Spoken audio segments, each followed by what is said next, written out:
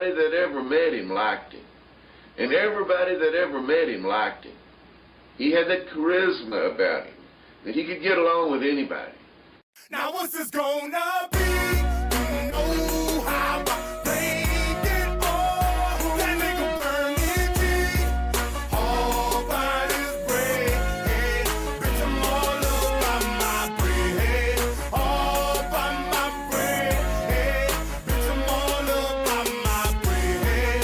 All by my bread. Now what's this gonna be? You know how I played it all. That nigga burned it. All by his bread. Now bitch, I'm all up by my bread. All by my bread. Now bitch, I'm all up by my bread. All by my bread. Now bitch, I'm first green ballin', trying to get my bread long. You know the game gone and my mind been blown. Different decisions that I done made got me fucked up now. Still gon' thug the life I'm living, still gon' hold this shit down. Every day of my life, yeah, nigga chasing cheese. And the same niggas that be around there will see you off your feet. My mama been doing bad, but I ain't going into that. I done picked that girl up when I caught my first package. I be damn, me and my people hurting for something for a day. That shit happened, the next man ain't getting nothing. Fade to the root of evil, and that's my damn best friend. And I put that on my life, ain't nobody gon' fuck with him. You try to jam it, yeah, that ass getting chopped. Trying to serve ain't got no business on my block, now bitch, you're getting chopped. Now either way you try to fuck with my balls, don't believe that ass getting chopped. Now what's this gonna be? You know how I played it all. That nigga burned it. All by his bread. Bitch, I'm all up by my bread.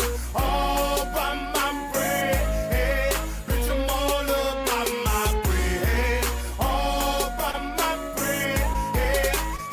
Now what's this gonna be? You know how I played it all. That nigga burned it. All by his bread. Now bitch, I'm all up by my bread. All by my bread. Now bitch, I'm all up by my bread. All by my bread. Now bitch, I'm back in the mix. Those flaky niggas better stand down. Came home, got me some yam, I'm the man now. Niggas, some bitches all from my face, I ain't know who they is. Everybody up from my mix like I'm a hero and shit. Fall back, I'll buy a brick. Right now, I'm on a mission. I'm giving you 2 for 20, got grams going for 50. Putting that in my pockets, the nigga, you bullshitting. What the fuck you ain't listen? I done told you I got to get. Nobody depending on me, so it's all mine. I ain't stressing out by myself, that's how it going down. My mama fighting her little addiction, she gon' be alright. Forever tweaking and begging, I put something up on the pipe. It's a little fraction of my life, still all in for a lick. Looking for fatty, looking for niggas to tone mix. Start to lurking if I'm hurting, different side come out. That flip shit, stop the Jacob, Mr. High. Come out. Gonna be, you know how I played it all. That nigga burned it.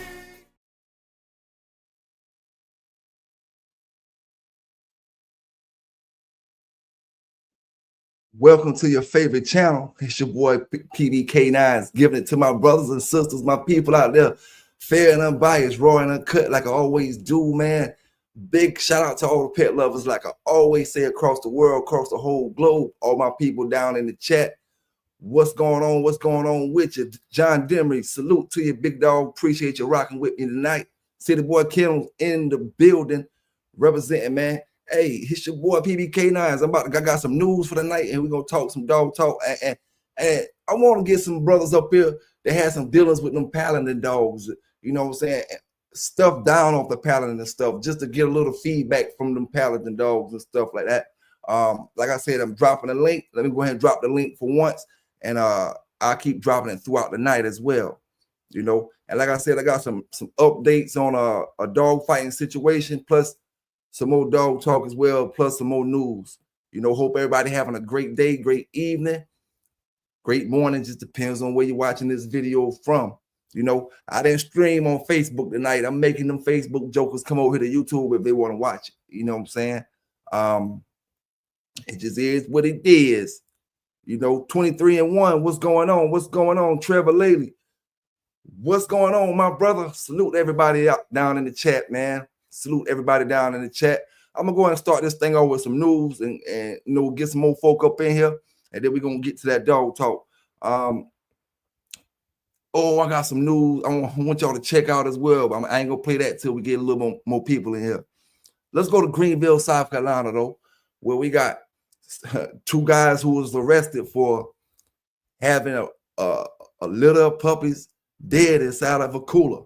You know, I don't know if it was one litter, but they just said they had a bunch of puppies dead inside of a cooler. So we're gonna get to that news clip, man, and we're gonna let this thing unfold the way it unfolds.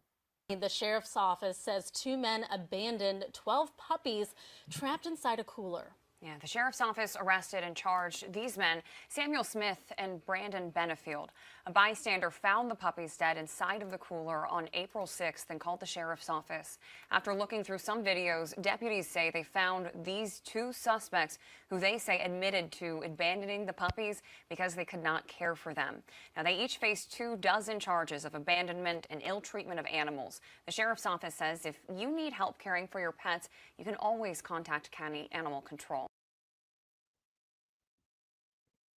Yeah, them boys there, they had dead dogs in the cooler. I don't know.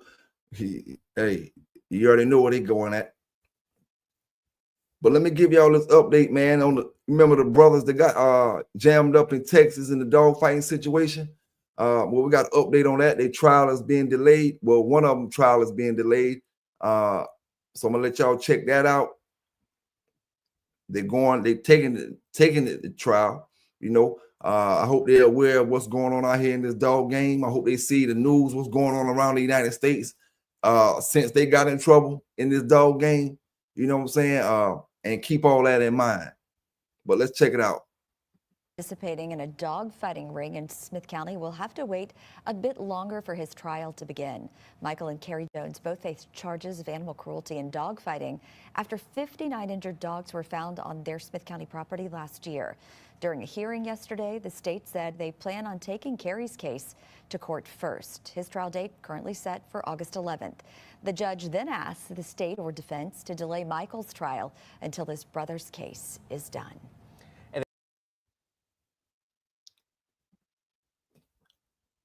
They ain't had too much to say about that. But this next news article I'm about to put up here, man, it's gonna be something to talk about for a minute, because I'm trying to figure out. I can't understand it. You know, we got a fella who was sent to prison, you know, for animal cruelty. He shot his own Labradors. He shot his own Labradors, said he had to save his marriage. You know, so they gave him prison time, but it was overturned, and that's what we're about to look at now. His sentence was overturned, and this. They say the sentence was overturned because the animals did not suffer. So this is what my news channel is for, man. You know, brothers that's going through all their little situations and these pit bull stuff, man, use some of these news things that happen across in other states, you know, to wage you some leverage in the situation, because there's no way in hell that a man can get his charge overturned by them saying the dogs didn't suffer. Something ain't right here. Pet Labradors was convicted of 2 felony counts of animal cruelty and now walks free after his convictions were overturned. This case shocked the Franklin County community when it broke, and now is causing anger once again. 10 News reporter Kelly Marsh breaks down the court's decision on the reversal.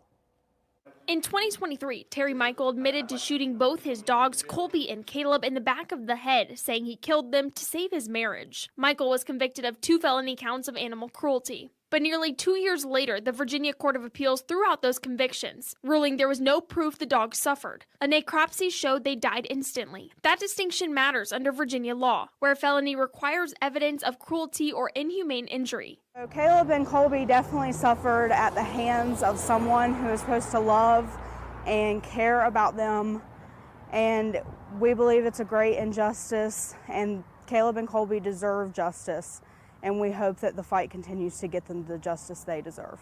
Haley works at the Franklin County Humane Society, where one of the dogs, Caleb, once lived. She wants to stay anonymous for safety reasons, but says the ruling doesn't reflect the emotional trauma the dogs likely experienced.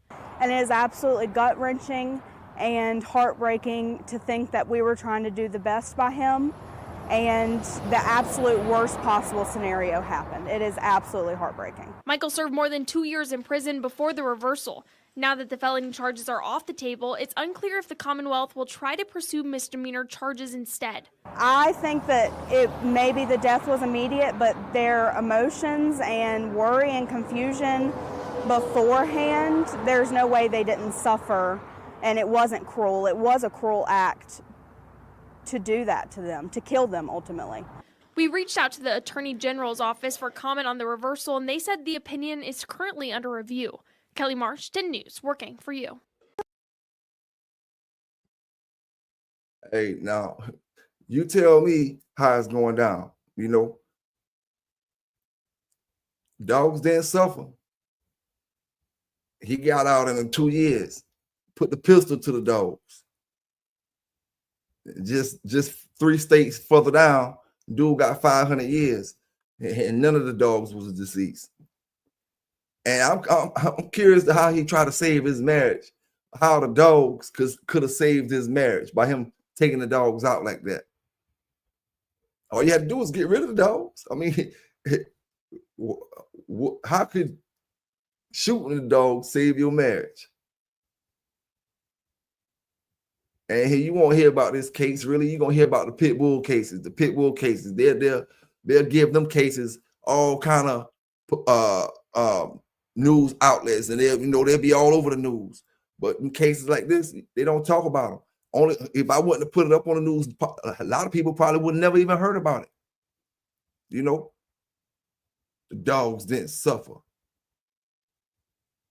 Okay, let that have been a pit bull and see what happened to that brother. It don't make no difference. Like I always say, it don't make no difference what color it would have been. Let it would have been a pit. It wouldn't have been the dogs didn't suffer.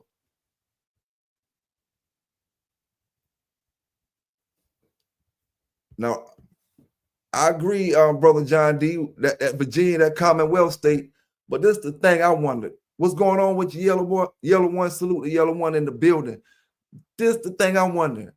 What about them federal laws and when federal stuff start taking over? You know, fair laws trump everything. You know, I don't know, man. I guess, like you say, that Virginia state, man, every state is its own state, you know.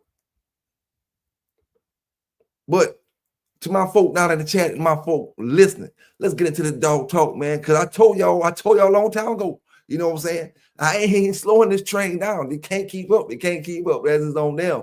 You know what I'm saying? Big salute to all my bulldogs across this country, you know. And what I gotta do is I want to show some clips tonight. Of folk who we keep on these high pedestals, folk who we say, and you get mad at me because I say we all bulldogs at the end of the day. You ain't no different than me. I ain't no different than you, you know, unless you're doing something that I wouldn't do, you know. But what I want to do, because a lot of folk won't accept it from me saying it. If I get up here and say, oh, so-and-so was this, and so-and-so was that, and this their favorite dog man, or favorite old school dog man, they just can't accept it from me. So what I'm gonna do, you know, I start this thing off tonight, you know, because I'm talking about Mr. Carver right now. You know, great dog man. But at the end of the day, y'all wondering why a lot of that stuff off that Eli and that Carver stuff ain't doing what you wanted to be doing, because a lot of that stuff really may not be who you think it's off of. And you can't accept it from me. So what I'm gonna do, let Mr. Mayfield take. Very much up and down in his life.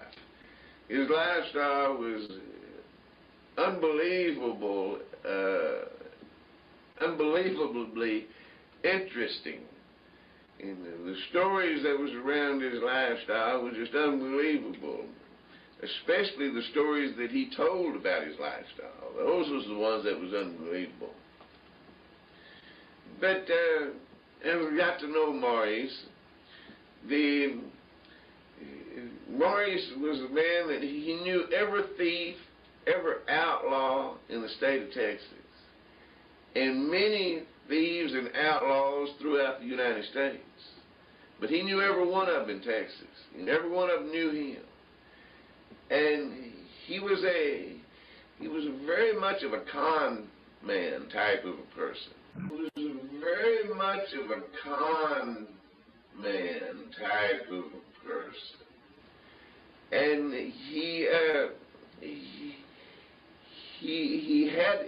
it was as if he would look at us, as if he looked at us in such a way as if to say, are you so stupid that you believed everything that I said? Now, I just had to let you hear it from one of his peers. You know what I'm saying? Because a lot of y'all, like I said, you wouldn't believe it by me saying, oh, I'm hating, or I'm hating. So Mr. Don Mayfield tell you, you know, it just is what it is, man. It was going down then, and it's still going down now. It don't make no difference. You know, and when I was speaking on the game is to be sold, not told, when we was talking about the journal, you know, Mr. P. Sparks was doing that. That's the magazine before the journal even started. You know what I'm saying? So brothers been documenting illegal activities way before, you know, years in the 50s and 60s. So you can't really start blaming it on one group. In actuality, when it started a long, long time ago. You know, no matter if it was, you know, the laws changed, of course, but it was still illegal. You know, and you know, I just wanted to say that as well. Now, when it comes to Mr. Carver, we all, like I said, a lot of y'all dogs ain't doing what they supposed to be doing. They don't, you can't do the inbreeding the way the Red Boy Jocko dogs can do the inbreeding. The dogs don't take the same way. They don't hold, you know, it's because, you know, Mr. Carver played a lot of games when it came to them dogs back in the days, you know, and I got to give it to you from his peer, not me. I didn't say it. I'm just reporting what he said. Style of dealing was like there was always a number of things in each dog deal that he dealt in such a way as he would change their breeding. Change their breeding. That means change the pedigree. That means you don't know what you got. Like you about to hear Mr. Mayfield say, you don't know what you got, but he know what you got. And he wanted to stay that way. Now, 40 years later, he is all when it comes to these dogs. And when I say, man, shit me, you know what I'm saying? Shit me, you know? And Mr. Mayfield said when he met Mr. Carver, he was only in the dogs 19. When he died, he was only in the dog 27 years. So put that on the age that he was whenever he died. If he was an old man when he died, take that off 27 years. He wasn't bulldogging when he was 18, 19, like some of them magazines say. And we're going by his peers, what his peers talking about. You know what I'm saying? Not what these magazines talking about and all that stuff. Mr. Mayfield say before he met him, he was bulldogging 8 years before that. He lived 19 years after he met him. That's 27 years.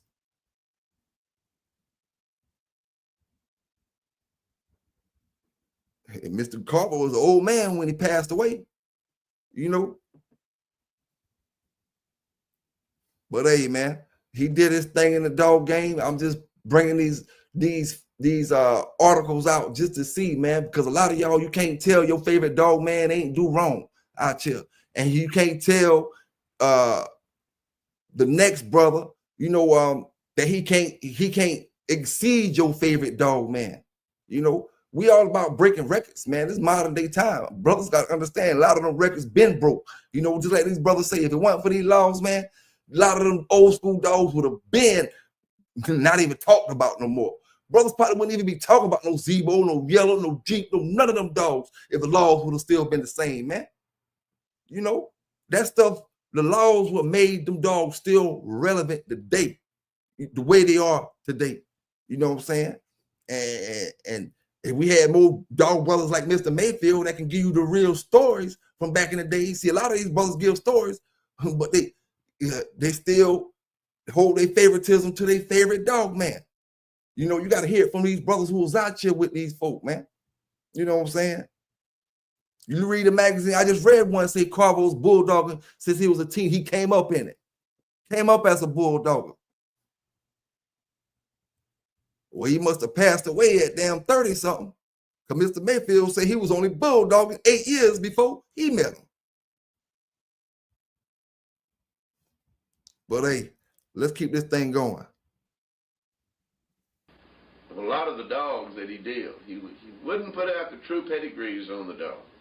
He would change their breedings there. To him, it was like he wanted to know how everybody's dog was bred, but he didn't want the people to know how their own dog was bred. He wanted to know, but he didn't want them to know. That his style of... He wanted to know, but he didn't want none of us to know.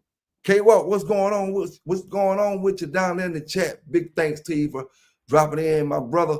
Big salute to Bruce Banner in the building. Yes, sir. We just talking a little bit of old school dog talk, some stories. If brothers want to drop some stories down in the chat, you know, let me drop that link. Drop that link. Just talking about how some of these old school dog brothers really screwed the game up before a lot of brothers even knew about the game. The game was already damn being screwed up.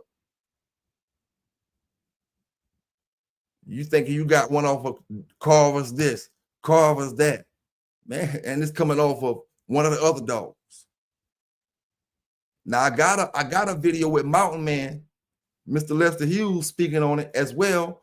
Only reason I didn't play it for you tonight because Mr. Hughes was speaking so quietly and so soft that I felt it would have been hard for y'all to hear it. You know what I'm saying? It's the video on YouTube or whatever, but he said people was telling him that his dog was coming off of something else, you know, but he don't know nothing about that is what he said basically, you know.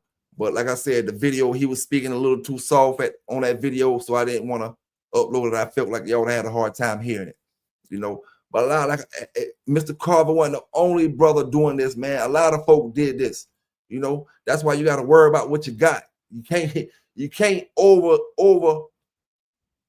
put some of these folk, man, because you know different than them. Like I said before, man, and I'm gonna stand on that. You know what I'm saying? Unless you doing things they never did, you know. So imagine how many brothers really got some real Carver breedings, you know. And then we already know what Mr. Boudreaux did with Blind Billy them. They didn't have no papers on them. It took Mr. Mayfield to tell you about that. I guess Mr. Mayfield was hating, you know, and he maybe did some stuff like that in the past himself. But at that particular time, he just telling a story on Carver. And the story that he gives, you know, we all know folk who we call a con man in 2025. You know, we can all look around and say who we consider the dog game con man right now, you know. But even the person who you would consider the dog man, con man right now in 2025, even they're gonna probably give you legitimate papers on their dog, you know.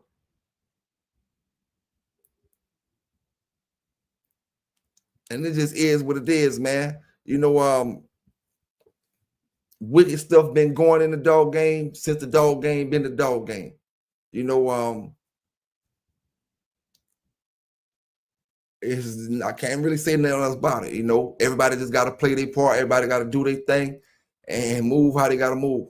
Now, I got a clip with Irish Jerry talking about the Red Boy Jeep Dogs. What y'all think about the Red Boy Jeep Dogs? Do y'all think that's a line of his own? Red Boy Jeep, not Red Boy Jeep, but Jeep Red Boy. Do you think that's a line of his own, like Red Boy Jocko? What do you bring is a quarter Red Boy, 3/4 Jeep, vice versa? I mean, what do you use? Well, I like the Jeep Red Boy combination. If you've got a Jeep Red Boy dog 50-50, I think you can cross it with anything. But the Jeep Red Boy works as one strain rather than a cross. Okay. Because they've been, for 5 and 6 generations, they've been Jeep Red Boy, not Jeep or not Red Boy. Not Jeep, not Red Boy. So what y'all think about that, man? Y'all think that's one line? The Jeep Red Boy dogs?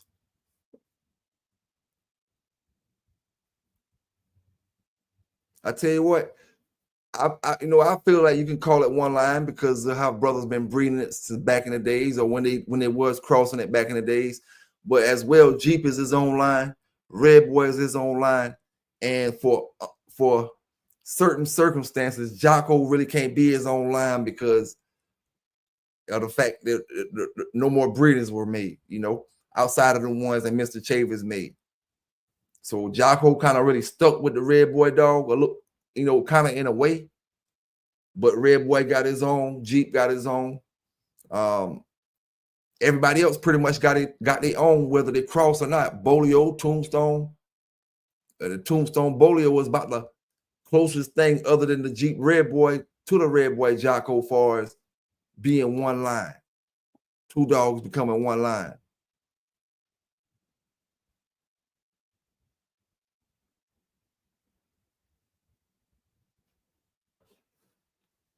And like I was saying at the beginning of the video, man, if any of y'all brothers got any Paladin dog stories, hit that link as well. Even if you don't got none, whatever line you running or whatever kind of line you like, And I did hear RJ say something about that Midnight Cowboy stuff. I hear a lot of people talking good about the Midnight Cowboy dogs from back in the days as well. Maybe they had a little, some good luck with them. I hear a lot of people talking about them, or not necessarily the Niggerino dogs as well. Two dogs I hear people talking good about. The older crowd, rather. The newer crowd, they kind of run with the fad. But them Niggerino dogs and the Midnight Cowboy stuff.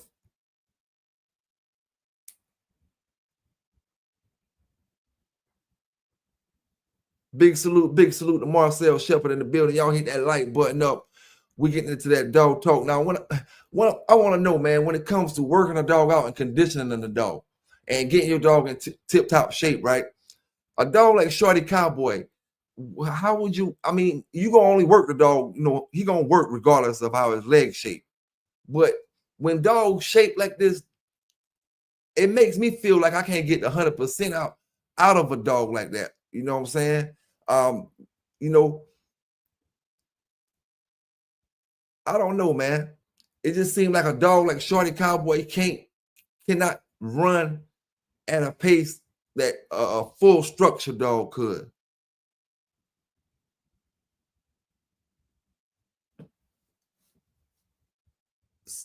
Now, Yellow One say, do I think Red Boy ain't shit without the Jocko?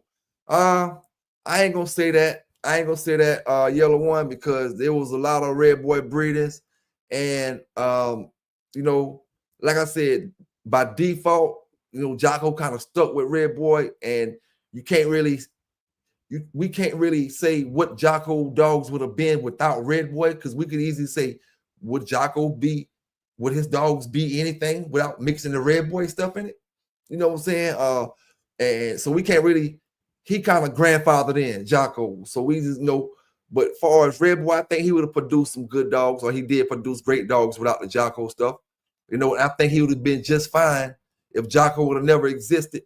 I think Red Boy would have still been just fine out there with the dogs that, that's in the game, with the Eli or the Jeep or the Rascal or whatever other lines you got. I think he would have been straight. Now, the thing is, if Red Boy would never existed, would we have the gameness or the game trait from back? What would have been the dogs that we would have been using for to bring that game trait in our dogs? Because a lot of them old school brothers, they was using them alligator dogs. But when the Red Boy dogs, I'm not gonna say the Red Boy dogs pushed the alligator dogs out of the way, because alligator is a little bit before my time. Dogs out because what's going on a little bit before my time. Dogs out because what's going on a little bit before my time. You got an echo. You good now? Yeah, I can hear. What's going on with you tonight, brother? Not much. How's it going? Hey, I can't complain, man. We had a nice, good, warm day today. Hopefully, it stay kind of warm. I know in a minute we're gonna be with walk outside at nighttime, you sweat. Mosquitoes bite you. Oh, mosquitoes ain't got cranked up yet, but you know, I can't complain, man. Well, first we got to go through all the humidity and all the bad, crazy storms that are coming through, rain and all that stuff. But it's all coming, just like every other year. Yeah, you're right about that. Now, what you think about that, man? As far as the Red Boy and the Jocko, you think how you think Red Boy would have fared if Jocko without having that Jocko cross? Well, I think Red Boy's Red Boy and Red Boy Jocko's Red Boy Jocko, and it's kind of Red Boy Jocko's, you know, been bred together for so long. You could probably call it its own thing, just like Bolio Tombstone. Paladin dogs, you know, you were mentioning Paladin, and I never had any experience with like pure Paladin, but I've seen some crossed into some of the, you know, the old stuff, and like the Niggerino, like what she was saying, stuff like that. And there was a lot of that around back in the day, and I always wanted to get a pure Paladin dog. I think there's maybe some of it out there, but it's good luck finding that. Yeah. Now we got my partner City Boy got a male that's a Walk'em straight Walk'em male. But what happened? We bred a Paladin Frisco female into the Big John stuff many years back, and then we took the puppy off that and bred back to some more of that Big John stuff, and took the puppy off that and bred back to some more of that Big John stuff, and took the puppy off that and bred back to some more of the Big John stuff, and that's the dog that he got now. So the Paladin is back there, you know, but it's a nice little, you know, nice little way back there. But I say that to say this: when that cross was made with that Frisco and that Paladin, because they was close up into the mama dog pedigree, they was close in that pedigree. But when that cross was made with the Red Boy Jocko, they made some hellified dogs, you know, some pretty good dogs. Hell yeah, that Paladin clicked with a lot of stuff. But I tell you what, man, I only had 2 experiences with Paladin. That's one with the Big John stuff, and it kind of got me looking at it in a better way now, because we had a Paladin dog back in the days, man, and I'm talking about scared. If this was the only dog I had to judge a Paladin dog off of, when I hear the word Paladin, I'm running far as I can get. Boy, I'm talking about. She was so scared, man. And then when she got off the chain, we couldn't tie her back up, but she wouldn't go hit no dogs. She'd just run on the tree line of the yard, staying away from everybody off in the bushes. Have her feet over there. She'd come eat her food, and she'd even eat some of the other dogs' food if she could, you know. But she wouldn't let nobody grab her. You know, and that was a pretty bad experience with that Paladin dog. You know, we ended up getting to put her back on the chain or whatever, but she was this scary acting. And truthfully, I don't know how close she was, but the guy that he was like, that's a Paladin dog. She was a red nose. Now, you think they might have put some bootleg or some cap on you? Hey, it could have been some bootleg. That's why I say if I don't see the palette, all the different stuff I ever, you know, crossed or seen with that had that Paladin in it, made you go say, where's the, you know, you wanted to find it and get more of it, you know. Hey, that's why I say about the Turtle Buster as well, man, because if I don't see the papers when these brothers give me these dogs, at least, and show me approved, you don't got to show me the papers, but show me an online page or something where this dog is bred this way. You know what I'm saying? I can't really, you know, I'm just going by what you're saying. And right now, you know, I know how people come up and be like, oh, I got a Red Boy Jocko dog, I got an Eli dog, and this dog don't got no Red Boy Jocko or no Eli in him. You know, so it just certain dogs like that Paladin, I never seen the pedigree on him, but the guy who had him, he was a legitimate dog, man, as far as, you know, got dogs and stuff. So he might have got a hold of him some cat and decided to pass you some cat. Yeah, he ain't passing me shit, because I was hooked on that yellow at that time. By then I was hooked on that yellow shit. Yeah. Shit, hell no. Yeah. Hey, that Red Boy, man, that Red Boy Jeep too. Going with that, let's see what's some great dogs out there. You got Tramp. I never really had a bunch of Tab, but you know, I think wasn't Tramp and Tab, was they litter mates? Tramp and Tab. Red Boy on the bottom, right? So you got Jeep Red Boy. I ain't sure if they were litter mates. They could have been bred. They could have been litter mates. I'm not sure exactly. Yeah. I'm not sure exactly. I think there was. but I know who would you rather have the dog off of, Tramp or Tab? Oh, I'm taking Tramp just because that's what I seen, Yeah. The stuff from Tramp was closer to what I seen. I never really, like I said, there was Tab, but it was like I seen it from a distance, but never really had one of it. Yeah, I had a boatload of that Tab stuff. I want to try some different Jeep stuff when it comes to Tab. I'll take that that Tramp stuff, myself any day. Just because I believe Tramp was the better dog, But I had a boatload of that. The Tab stuff, good, man. And you got to cross it certain ways. But I had so much of it, and me myself, I wasn't super impressed with it. And it was coming directly off Tab. Not no 4th and 5th generation, nothing. Straight off this joker. You remember back in the day whenever they had that, didn't mean to cut you off, but do you remember back in the day whenever they had a Tab, you could see, you'd be looking at maybe like some ADBA Gazettes or something, some advertising, and they'd have their DNA was an exact match, and it was really pushing that shit back in the day. Remember? Yep. Now I beat two Tab or a dog off of my partner had 2 dogs off of Champion Brute. I think I took 2 of them out, not back to back or nothing like that, but just in two different times. That Tab stuff, man, and I can spot it. That Tab dogs, they got that look to them. They got them certain eyes. I look at them, they're like a Tab dog right there.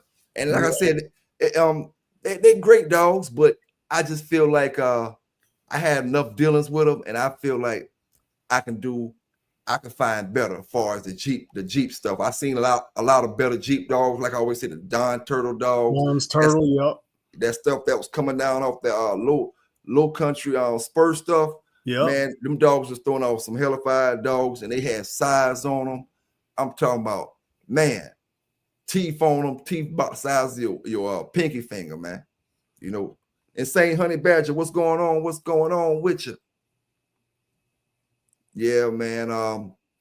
Now, what do you think? What do you think about what the question about what would brothers be using for the gameness if Red Boy didn't exist? And I'm talking about, from the time Cotton's Red Bullet, Boy, maybe. Cotton's Bullet, you think? Yeah, I think that's the closest thing. For that, if you wanted to implement that side to enhance your maybe like Jocko, like if you had a straight Cotton's Bullet dog and you bred that straight to Jocko, kind of like Chavis Yellow, you know what I mean? Comparable to Red Boy. I think that'd be your closest comparison. What you think?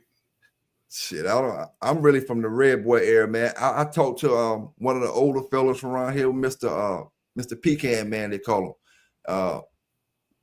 He was telling me that he was running the alligator stuff, and I was talking to a couple more old school fellas, and they really was speaking about alligator dogs like they was real game back in them days. So I take it to the point to where when brothers was looking for them game dogs, them dogs that was gonna stay down, they was trying to find them real alligator dogs. I'm talking like 70s, early 80s. By the time I ever seen any alligator dogs with my real eyes, I wasn't really that interested in what I was seeing. But at that time, I didn't used to, have access to you didn't used to have or I did back in those days, because the internet everything wasn't in front of you and so easily to study the history and stuff like that. And really, if you go back too far, you don't even know how much of that's true. All you know is what's in front of you at that time, too. Yeah. So if you go back there too far, you could be chasing what's a good word for it? A goose chase. You could be on a goose chase to nothing. Yep. Yeah. So just whatever you see, or whatever, if you see something you like, or if there's something about it that you like, then that's what you do. And, what you really know is what you have, or what you had, or what you experienced. Now, what do you get your best dogs off of? Straight close line breeding, or did you see the best ones coming off the crosses and stuff made? Because I can breed. I ain't mean to cut you off. I can breed like say Meliello and Fletcher because I feel like they're they're making real great dogs, but at the same time the pedigree look good as well. But it's say a dog that I know gonna make better dogs, but the pedigree ain't gonna look worth a damn. You know what I'm saying? Yeah. Sometimes a lot of times it be like that. You know what I'm saying? And have you seen anything like that? As far as it was a pedigree that you really didn't like, but the dogs would just change your whole mind about that situation? Yeah. I mean, I've tried a lot of different stuff out of, throughout the years back, all cross paths with all kinds of stuff. And some stuff you might be really excited about and be like, oh, this is it. And then over time you see other things, and then you might see something else, and, you bounce until you find something consistent. Sometimes you might have a great dog, you might have a great dog, and then maybe he doesn't produce the dogs like what he was or something like that. And then so you go, well, where did this mess up? Or you could be breeding a line of dogs or line breeding and maybe even inbreeding and stuff like that. And then all of a sudden you feel like your dogs aren't how would you describe it? They aren't as on point as they were. Like maybe they lost a little something like that from the way you were crossing them. So you breed back the other direction, and all of a sudden everything gets right. Or you take a dog like a straight pure line, a dog like a straight red boy Jocko or the straight red boy or something like that, and you cross it with it, and all of a sudden it's like it just invigorates it or something, because of those. Even though that pure dog, he may have been bred on that line for so long that, they would say, well, he can't do this or he can't do that. But when you cross him to this other line or something like that, all of a sudden it just brings both sides, both of the best of both sides come together, and make for a great dog or something like that. If you wanted to do a great, a wall climb or something, send a super athlete up the wall or something like that, maybe one of them might be a little clumsy or something because he was bred a little too tight or something, but then you put them together and it clicks, Yep. That's all it is, just getting it to click. Yep. Now we bred a dog off the Big John stuff back to a cold bitch that was Jeep Eli, I want to say. And she had already, like I said before, I think I told on one of my other videos, she threw champions in the past. She was cold as hell. And man, them puppies was nice. I'm telling you, them puppies was nice. Athletic, had good size on them. All of them had good attitudes, good bone to them, good big bone to those good thick boned dogs. Yeah. It really, the puppies themselves, they look like I made a pure Big John breeding, but the DNA in them was better because it was a bigger gene pool. So they would have been healthier. They were some nice dogs. I ended up selling mine, the one I kept off the litter, and we did that. That was an AI breeding. That was the first time I ever learned how to do an AI breeding. And it caught on the first time, luckily for us. Made some good puppies though, man. You ever have to do that progesterone test? No, I never did it yet. I had to do that before I ever even thought about trying an AI. I had this nice female. And anyway, I really wanted to get her bred. Now, I'd already bred her like twice and didn't get her, And then I heard about the progesterone tests and all that. And I went in there and did it all and did it on the right day and everything. Got a full litter off of her. And that was pretty impressive because you could get her bred. It was just for some reason, man, you had to hit her on the right spot or you wasn't getting nothing. That. Or the right time. You know what I mean? Yeah. So what you had took it to the vet and did that? Cause I know they sell little machines that you can do it. You can do it yourself. Yeah, we had this vet that was. He had he liked the what are those, the English bulldog, Yeah. He's real into those, at a high level and stuff. So all the you know, with those type of dogs, you have to do a bunch of crazy stuff, especially when they're breeding top-notch lines and stuff, you know.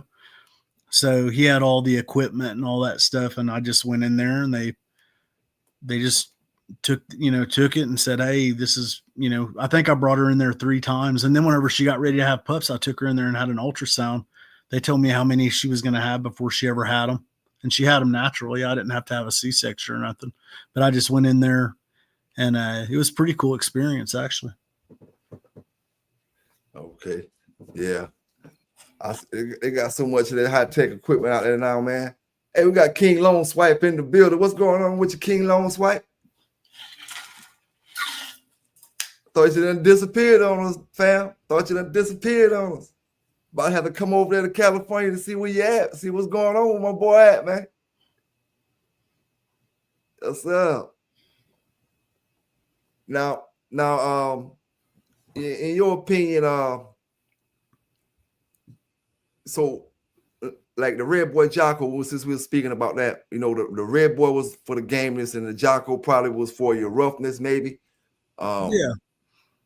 Or you just put them, when they put them together, you know, the Mayfield dogs back in those times, that was supposed to be your, you know, that was supposed to be your Devastators, right?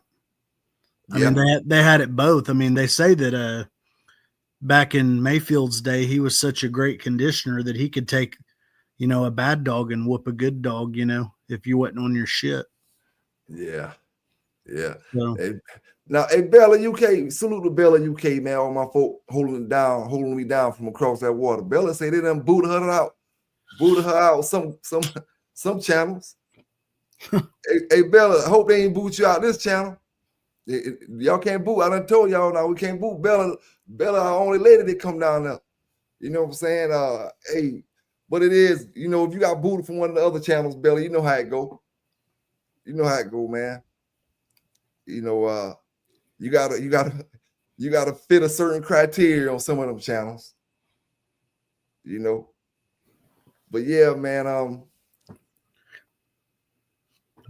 Let me see. I think Jeep is an interesting bloodline if you think about that, because how many different ways? Let's say that you got a half daughter and a half son off of Jeep, and maybe one was off a tramp, and then one had a little turtle buster or something in on the bottom side, or it had a little, or let's say some honey bunch. You got honey bunch, you got the Eli side, or you breed towards the La Posse side. You know, you got some different stuff at Carver.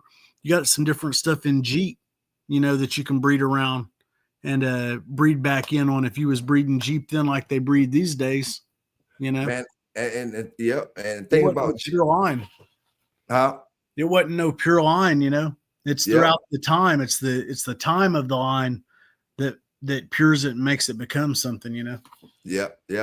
And one thing about Jeep, you know, it's like a lot of the things that you was naming just now in the bloodlines that he crossed with, they can, you know, really be considered their own lines, like your Jeep Rascal. Your Jeep Rascal. Or your Jeep Red Boy, then you know your Eli Jeep or your Jeep Eli. I haven't really heard a lot of people, you know, saying that cross as much as they say Red Boy Jeep or Jeep Rascal. Yeah, well, it goes right there together because I mean, look at Honey Bunch. Yeah. So I would consider that closer to the Rascal side, wouldn't you? I mean, if you was instead of Jeep Eli, I mean Jeep Rascal would be that would be more like your yeah. Just a different way of saying it. You know what I'm saying? Yeah. So Rascal coming down off Eli, right? Rascal not directly off of them. Yeah, so Honey Bunch would be like what's she off of Bullison? Yep. Yeah. So then you got Rascal. I'm not the biggest, like I'm not no expert on Rascal. I've never had nothing like Rascal dogs, but when I look at Rascal pedigrees, they go back to a lot of the same stuff, you know, like Carver type stuff, right? Mm-hmm. Yeah. So I would just consider that all kind of the closer thing to an Eli dog. Like if you bred an Eli Rascal dog, what would you call that? Would you call that Eli Rascal? Yeah, you're right. You know what I mean? Yeah. So. And that's probably why they don't say Jeep Eli. None of them. Most time they'll say a Bully Son or Honey Bunch, or you don't really hear Jeep Eli like that. Yeah. It'll go right together though. Yep, it'll go right together. Just like I bet you if you took one of them pure Boudreaux dogs, and let's see, you'd have to take it to what strain of Jeep to go to a pure Boudreaux. I guess you'd have to take a Jeep Rascal and breed to a pure Boudreaux dog. Then you'd be breeding back towards that side of the line. You know what I mean? Yeah. So what if you go 50-50, pure Jeep back to pure Boudreaux? Well, I don't think you couldn't find a pure Jeep dog these days, because if it was pure Jeep, it'd all go back to the things that made Jeep. But the things that made Jeep was, you had your Honey Bunch in there. So I think that Boudreaux stuff would be breeding back that way because of the Bully Son. Yeah. Yeah. And then, but those Jeep dogs are interesting, because then you got your Jeep Red Boy, right? So that Tramp, that would be a Jeep Red Boy, right? Yep. And then Sinbad, or not Sinbad, but Paladin. When we're talking Paladin, they crossed. There was a dog, Sinbad, in there. He's got Paladin on his bottom side, and those were cool. Those were good dogs. I'd have loved to have went back in the day and just kept some of that shit just like that if I could. Yeah. What that Paladin dog, when that's from, the 80s or the 90s? It's from on back there, but what was working at the time wasn't like right off of Paladin. You know what I mean? It might be back there a couple, like maybe in the third generation. You know what I mean? Crossed into the stuff down from Jeep or something, the stuff off of Tramp, and then Sinbad, Lunsford's champion Sinbad on the bottom side. Yeah. Now, have you seen that video on YouTube with Tudor's Dabo on it? And it's it's a color video, regular, like a VHS. Like a video of Dabo? Yeah. No, I have not seen. Are you talking about the Mayfield's Dabo or the real Dabo, like Tudor's Dabo? Now, I want to say it's Tudor's Dabo, but I could be wrong. It could be Mayfield's Dabo, but it's brown dog. And he looked like a Jeep dog or something like that, but it's brown. And it's about a 30-second video. And it says, the only video of Dabo. That's what it's on YouTube. I didn't, put it on my video or nothing, but it's up there. You just go look for it. I'm definitely going to check that out. It's a brown dog jumping on the chain and running around for about 30 seconds. And like I said, it could be Mayfield's Dabo, but I thought it said Tudor's Dabo. This is the only video. I thought that's what he said, but I could be wrong. But looking at that dog, you know what I'm saying? If it is Tudor's Dabo, looking at that dog, I don't know, man. I mean, he don't look no different than average Joe dog, and for the excuse me, for the way we speak about Dabo, as he the cornerstone of everybody's joint, everybody's dog, pretty much. Yeah. And this may be Mayfield's Dabo, man, because the color of it is not like real black and white or nothing like that, but it's pretty good footage. I'm looking at, I pulled one up here, and it says Don Mayfield's Dabo, and it's actually it says 2 minutes. It's like a 2-minute video. I was trying to find the Tudors. Is it a brown dog? Yeah, it's like he's got a kind of a short snouted dog. Yeah, that's him then. That's him. And he looks a lot like those a lot like some of Kirshner's dogs back in the day. He has that look. The one that I'm looking at anyway, that's Don Mayfield's Dabo. Okay. I thought Dabo would be too old to even have footage like that, but yeah. Dabo would have been. He had a litter mate, Heinzel's Arizona Pete, and Dabo. Those two are litter mates, right? I want to say they are. Yeah. Yeah. So even because Dabo came from Heinzel's yard, right? that's where Tudor got him. He went out there and he was. Yeah. That's the story on him anyway. Yeah, man. And we know we was lucky enough just to get some video footage from Mr. Mayfield. You know what I'm saying? Oh yeah. I wish we could have got some good footage from Mr. Chavis. All them old school brothers, man. Mr. Mayfield really the only one we really got. And we got Mr. Pete Sparks up there talking sometime. And there's a couple more of them old school brothers, but you know, a lot of fellas, you know, we didn't get. Yeah. Well, you know, one of Mayfield's videos, one of his videos that he made on his old camera back in the day or something, he said he wished that he would have had some footage of Tudor and his dogs and stuff like that. Like if he was talking about in that time, you know, Mayfield was on there talking and he was saying, if we had dogs or if we could show footage like with today's technology, what we had now, it'd be priceless. You know, he was talking about that. Yeah, and then he was in his time talking about what he experienced during his early days. So man, he talking about how technology built up, and when he made them videos, it had to been in the early 90s or the late 80s when he made them videos. So imagine, you know, what he would have thought about 2025 and how the technology done switched all up. You know, and I was looking at one of Mr. Pete Spark videos, and he was saying, you know, and I know all y'all have seen the same video when he said this, you know, the days of the old conventions is over. The days of the old conventions is over. We're going to just have to find ourselves about 10 of your good friends and go back there on the farm somewhere. And he was speaking about it like that, you know, and we talking about in the 80s when these brothers is talking about this stuff. So, you know, if he telling you this back then, somewhere another brothers ain't get the picture. Somewhere another brothers ain't get the picture like them days over. Yeah, you know? He's seen where it was going, you know. Yep. Mm-hmm. But yeah, he talks about I've heard all his videos back in the day, you know, at some point or another. I used to like listening to him tell. So he's a pretty good storyteller, Mayfield was. Hey, I tell you what, man, I don't know how old Mr. Pete Sparks was, but I'm gonna say it like this, man. And you know, we all know dog fighting is illegal, but when you got brothers that's Mr. Boudreaux age, Mr. Pete Sparks them age, I think, you know, when it comes to the laws and stuff, you know, I think this is my personal opinion, and you know, I pay tax dollars just like everybody else paid tax dollars. So my tax money pay for them folk to go to jail and all that other stuff, pay for folk to be fed in jail rather. You know what I'm saying? So I think when you that old, man, and you done been, say they've been bulldogging since they've been teenagers probably, man, that's all they know.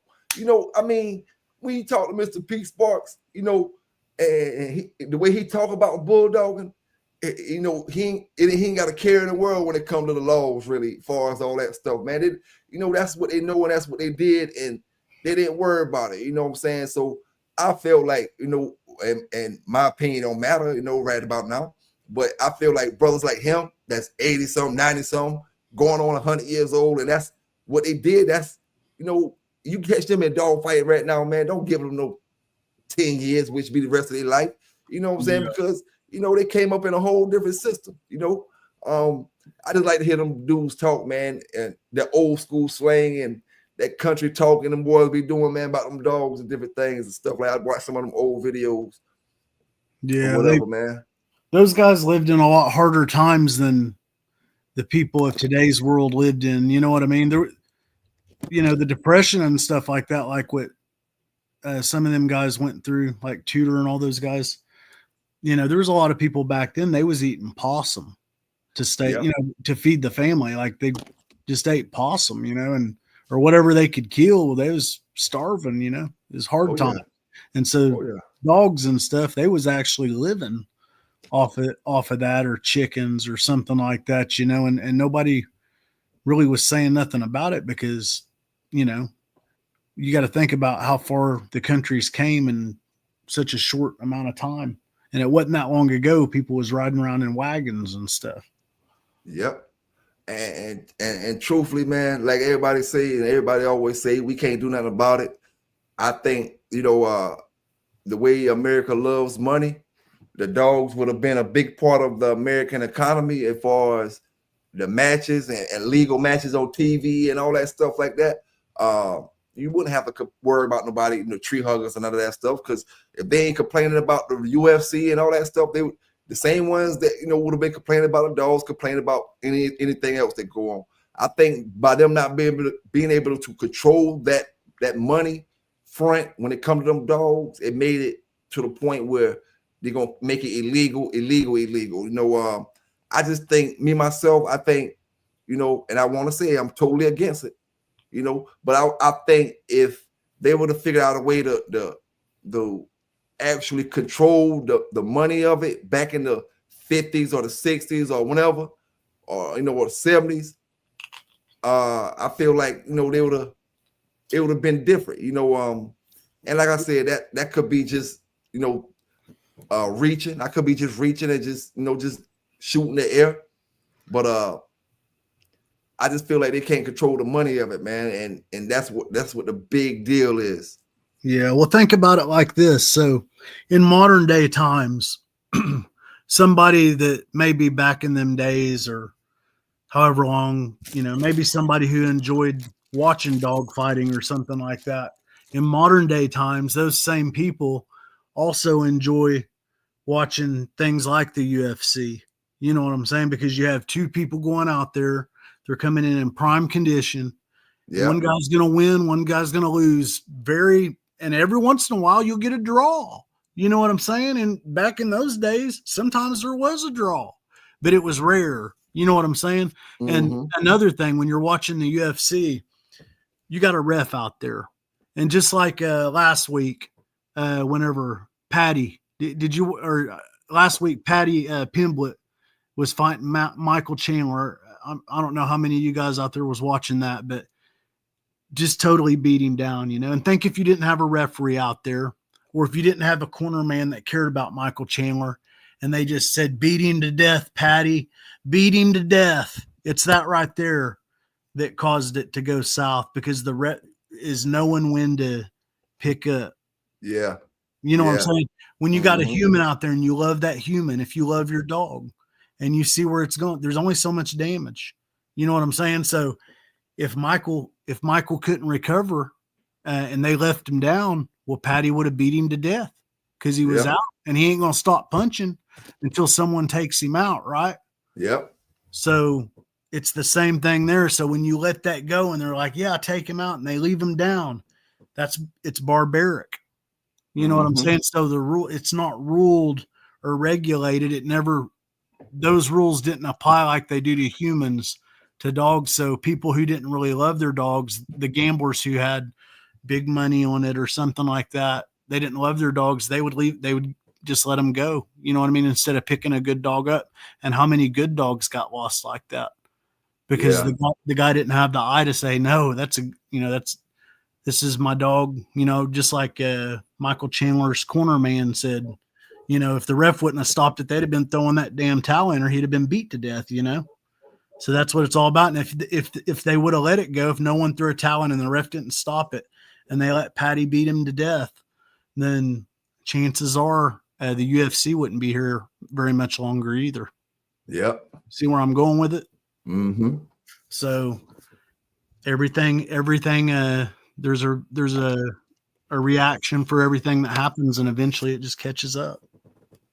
Yeah, you're right about that. Yeah. Right about that. And thing is, man, when you saying a lot of brothers didn't know how to pick up back then, that go a long way, man. That came all the way up to modern day time. That's still I'm gonna say it, because we only talking about things that we experienced in them days, back 90s on back, Yeah. Brothers, wouldn't pick up. Don't know that you could take a good dog home. And that's why I always ask a lot of brothers, man, what did you consider a good dog when it comes to 2 hours? I ask everybody that, and everybody have their own opinions and everybody have different answers. Would you take one home if he lost in 2 hours? Everybody always say, how did he lose? My whole thing with that is I'm going to take one home if he lost in 2 hours. I'm going to say my main thing where I say a lot of people probably wouldn't take one. It depending on what he lost. A lot of people, you can't take a dog home if you done lost $50,000. You know what I'm saying? And that's why I say the betting ruined the bulldogs. You know what I'm saying? You can't really see if you got a real bulldog because you got too much money on the line back in them days when people start putting that kind of money on the line. But if you was going to put that kind of money on the line, you should be, and you love your dog, then that money shouldn't mean so much to you that you couldn't pick that dog up if he was really your dog and you loved him. Now, if you just went and bought him to do this and that, and it's done with him, that's a different story. And that's where the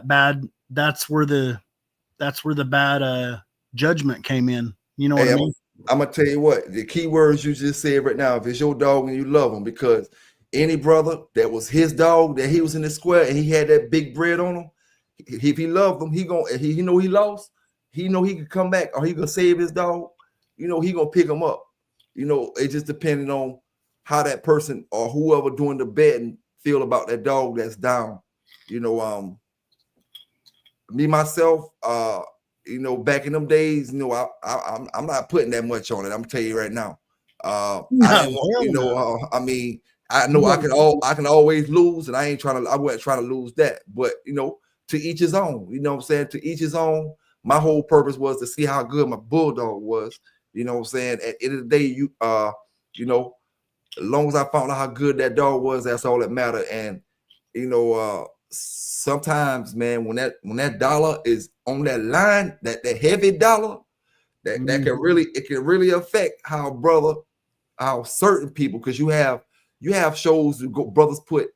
You might have 20 people that put money in on something. Yeah, so when you pick it up, they're all mad at you. You know what I mean? Yeah, so it just it's different ways. You might go to one where you got all the pot yourself, or you and your partner got the pot, or you and 3 other people got the pot. So it's easier to make decisions then. But the more people you got in on it, and it's a big purse. Oh, we got 100,000. Yeah, you got 100,000, and you got 20, 30 some people. All of them got money in on it. Now, that's where all the trouble comes. You get 20 to 30 people going that way and stuff like that, and that's where it was always going to eventually. And maybe not today, but it's coming. I'm gonna tell you what a bad potion is.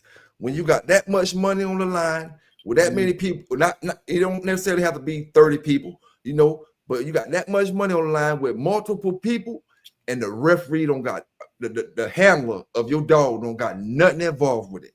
Yeah, boy, that's a bad combination there. Yeah. You got one man don't want to lose. He want everything to go right. You know what I'm saying? You got these boys over here don't give a damn about the dog. They don't want you to pick up. It can go all kind of ways, man. That's why what's his name said, go out the swamp. You know what I mean? Hey, when you get off in there like that, you are in the swamps. Yeah, you in the swamps then, boy. You deep off in there. Deep off in there, and be careful when you pick up, and be ready to make your own way out if you have to.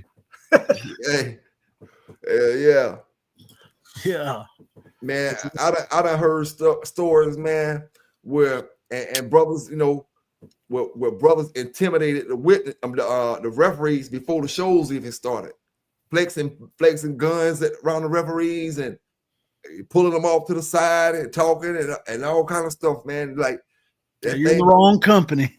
Yep. Get the hell out. Yes, sir. Big shout out to all my people in New York, man, holding it down. All 5 boroughs. Big salute to my brother Alberto out there holding it down, my man. But yeah, man. That dog game, it was a whole lot of fun back in the days, man. And hopefully a lot of these younger brothers enjoy the stories more than trying to go out here and do certain things and understand, how it's going today's time. I want to send a big shout out to Mr. Fatberg, you know what I'm saying, and his whole crew out there. You know what I'm saying? Big shout out to my man Joshua holding it down, Mr. Fatberg and them boys out there, all up there in Ohio. Salute to the whole Ohio, man. All my folk, man. I got people all across the world rock with me, Trevor, man. I gotta salute them, man. Gotta salute them. Got to. Yes, sir, man. Let me see. Oh yeah, Vernon said the gamblers ruined the game. Yeah, man. And it's a lot of problems came with them gamblers, A lot of problems, because that's when you know a lot of brothers. Some brothers pass the money on and say, "Oh, you can take the money and go gamble." The brothers that went and dog men, "Oh, I want to put 5,000 on Sambo. Take it with you and go." And this, I trust you. And then you got other brothers who ain't gonna do that. They say, "I'm gonna bet 5,000 on them, but I want to be there." And when they be there, they gonna have at least 1 or 2 other people with them. You know how that go. And man, that shit went from that to a whole nother ball game, man. Like I said right now. In the early 2000s and say like 2010 era, the man who hosting the show, who he probably make more money than the brothers in the box. Yeah, you know what I'm saying? They got them gates and all that stuff, man. They probably make more money than the box. And that's when when it gets down to a money thing like that, a lot of brothers stop looking at things that are considered mistakes, errors that you're making in the game. That's gonna put your whole whatever you're doing at risk. You know what I'm saying? Because of money, because of greed. Oh, I gotta get this dough. I gotta get this dough, and you overlook all that other stuff that you were supposed to be paying attention to. And that's why I say the gamblers, the greed, all that stuff played a part, man. And the shenanigans we have going on today in the dog game. I want to say, man, that dog you showed me, that little dog you showed me a video of, man. Yeah. I like that dog though, man. It's small as hell, man. He showed me the smallest pit bull I ever seen in my life today. I like that dog, man. It's small, and I ain't gonna say I would have just throw it into my program, but I would try to make more of them dogs that same size and smaller. Hey, you see the personality, how she was jumping? Yeah, hey, running around in circles and stuff. Perfect house dog, man. Perfect. And her great grandmother, it was on back there. But anyway, she was just like her. She was just yellow with a black nose. Man, that's what I was talking about when I was speaking. I was speaking about that a while back. I said, why we don't got miniature pit bulls that's the same exact structure, same exact form, same exact look, but they just small like Chihuahuas. You know what I'm saying? Out of 50 years of breeding, man, they done made all kind of breedings from pocket pits to bullies, and they created all kind of stuff. And we, I was just wondering, it would have been easier to carry them around. You could carry your pit around in a pocketbook size bag and go to a show back in the days.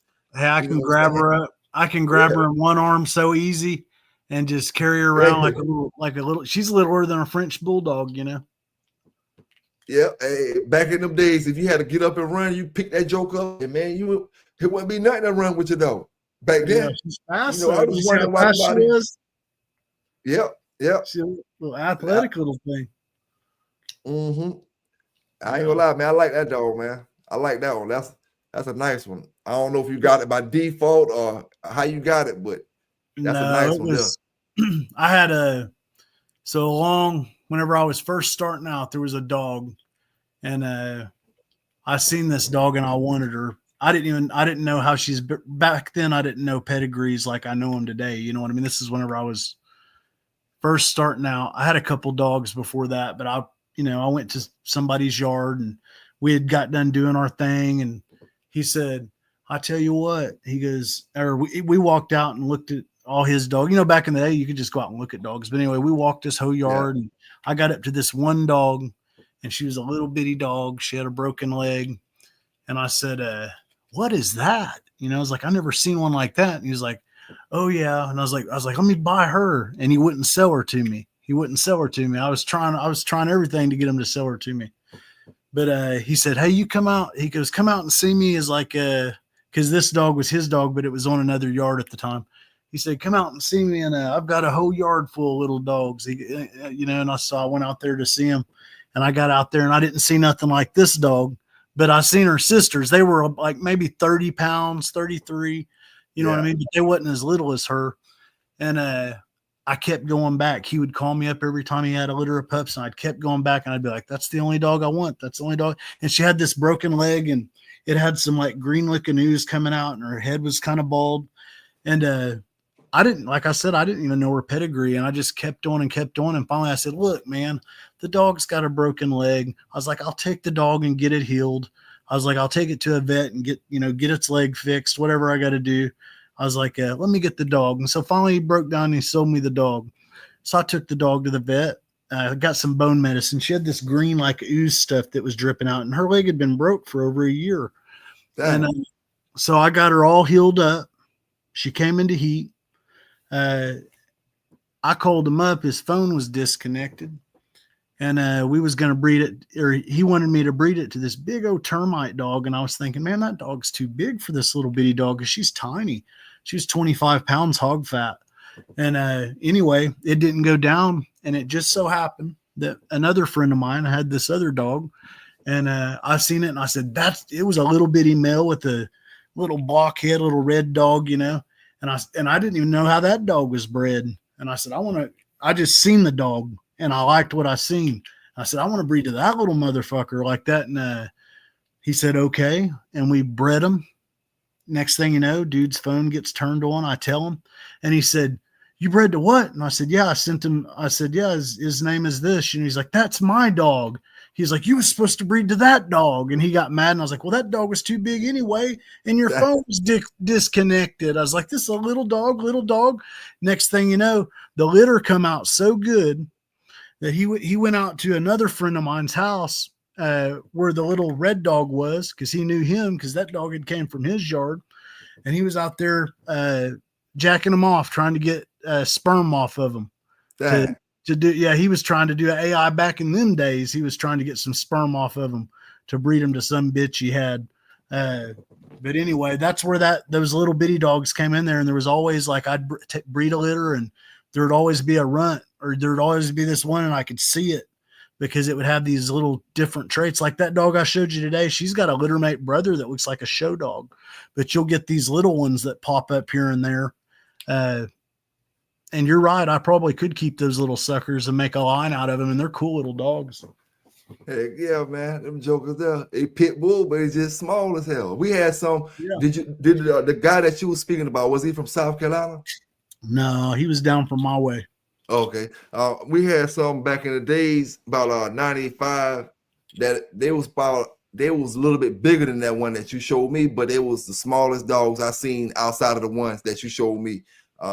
And it was probably about, I'm going to estimate about high 20s, maybe 29, somewhere around that area. But they had a little more leg on them than the one that you showed me. They was buckskin red nose, had two of them, a male and a female. But and they was pretty good acting dogs, but it was just so small. You know, a dog 6 months old, 7 months old, off of one of them big yellow dogs, be bigger than them. You know, she'll walk underneath one of them dogs. Yeah. Mm-hmm. For sure, man. And when the dog have puppies, she still have a big litter, like a big size pit bull on it. I don't know. You know, okay, so the ones that I've bred in the past, this is what I figured out about them little dogs like that. I'd rather have I wish I could get a male just like her, because every time I breed the females, I've always had to get a C-section because they're so small. Like the first one that I had back in the day that I was telling the story about that I bought from the guy. But anyway, that dog I had to have a C-section, and only 3 of them lived. Only 3 of those dogs lived. The rest of them, she had the first one naturally, and she couldn't push the rest of them out, and I had to rush her in on a Sunday to do a C-section. And that was my first litter off of them. And then that other one I showed you, that black one, I had a C-section off of her. Only one dog come out of her. So if you could get a little male like that little female I got, and then breed that to a normal size one, they can throw that trait, and then you could have more pups. I think that's how you would do it if you wanted to get a bunch of little ones. Yeah. Now, for anybody in the chat that may want to know, or anybody that's listening that may want to know, I want to know myself. Okay, and you said that you've been through it. Okay, when your dog's having puppies, and when did you decide it was time to go to the vet because she's not pushing the rest of them out? You know, when do you think it's time to start worrying? Well, back in the day, whenever the first time I ever had any experience with it was the first time I went on a Sunday, and I went out there. I was watching her because her belly was dragging the ground because she was so little, and I walked out there to check on her, and she had one of them, which was one of my favorite dogs ever. But anyway, she pushed that one out on her own. I was sitting there watching her and it was taking too long. And I just knew something wasn't right.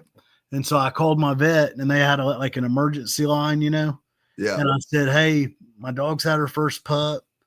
It's been over, 2 hours. And they said, get her in here like that. And so I drove up, I loaded her up with her other pup and drove up there. And I actually had to help the vet right there on the table do the C-section because it was just me and him.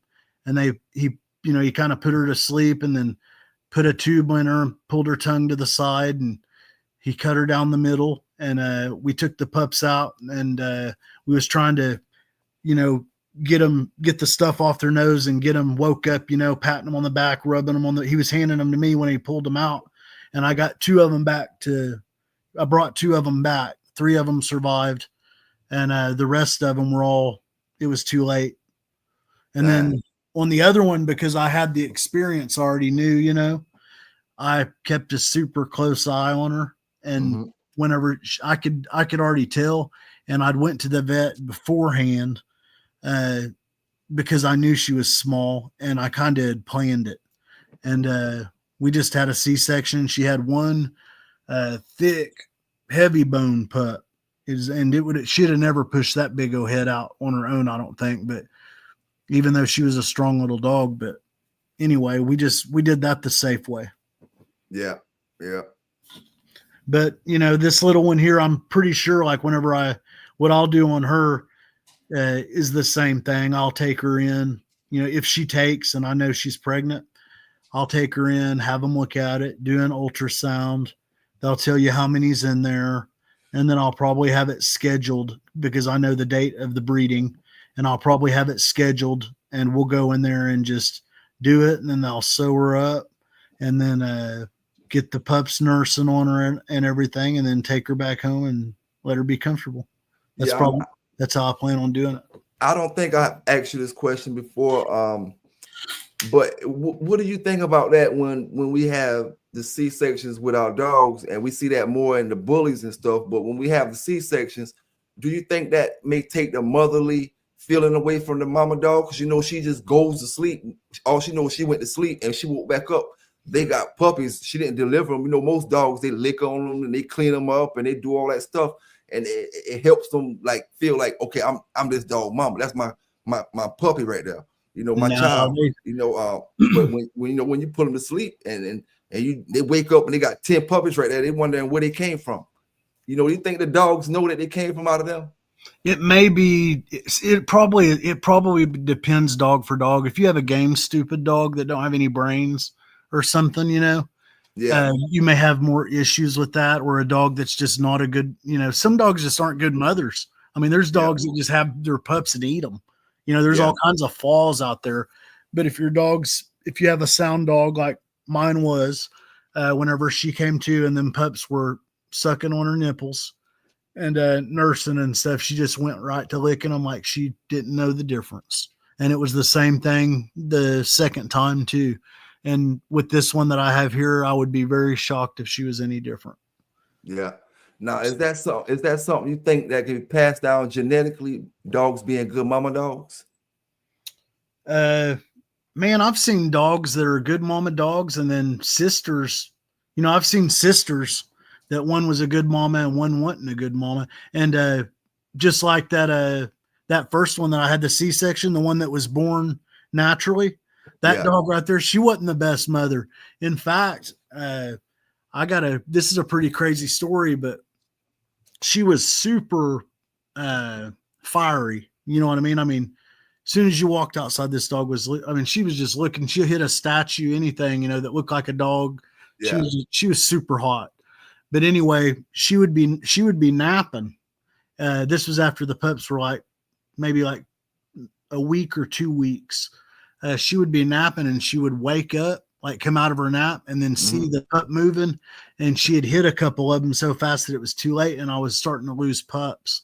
And then all of a sudden, this was the craziest thing. I hear a bang, bang, bang on my storm door. And when I opened it up, it was this black lab looking mixed dog with a she had full milk on her, and I don't know if someone dumped her and she lost her pups.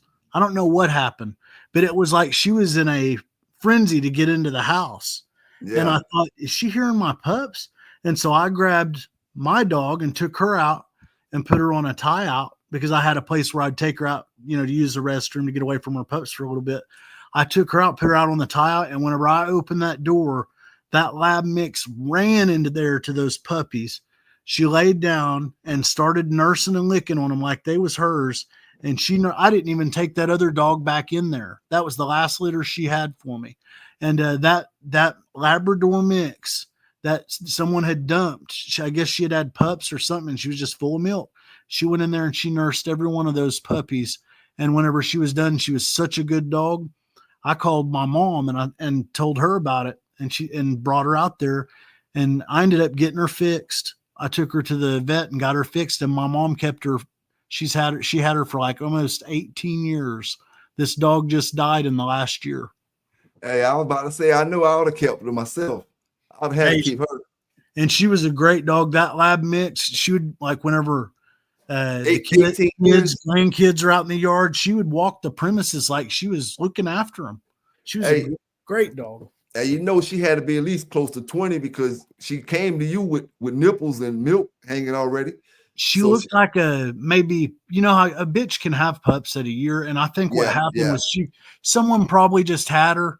You know, I live out in the country and people dump dogs sometimes, which it's horrible, you know, but I think what happened was she probably had a litter of dogs and someone maybe I don't know what they did with her pups. They did something with them, or they took them away from her, or didn't want her to have pups, or didn't want the dog, or maybe a husband didn't want the dog and the wife did, so the husband hauled her off.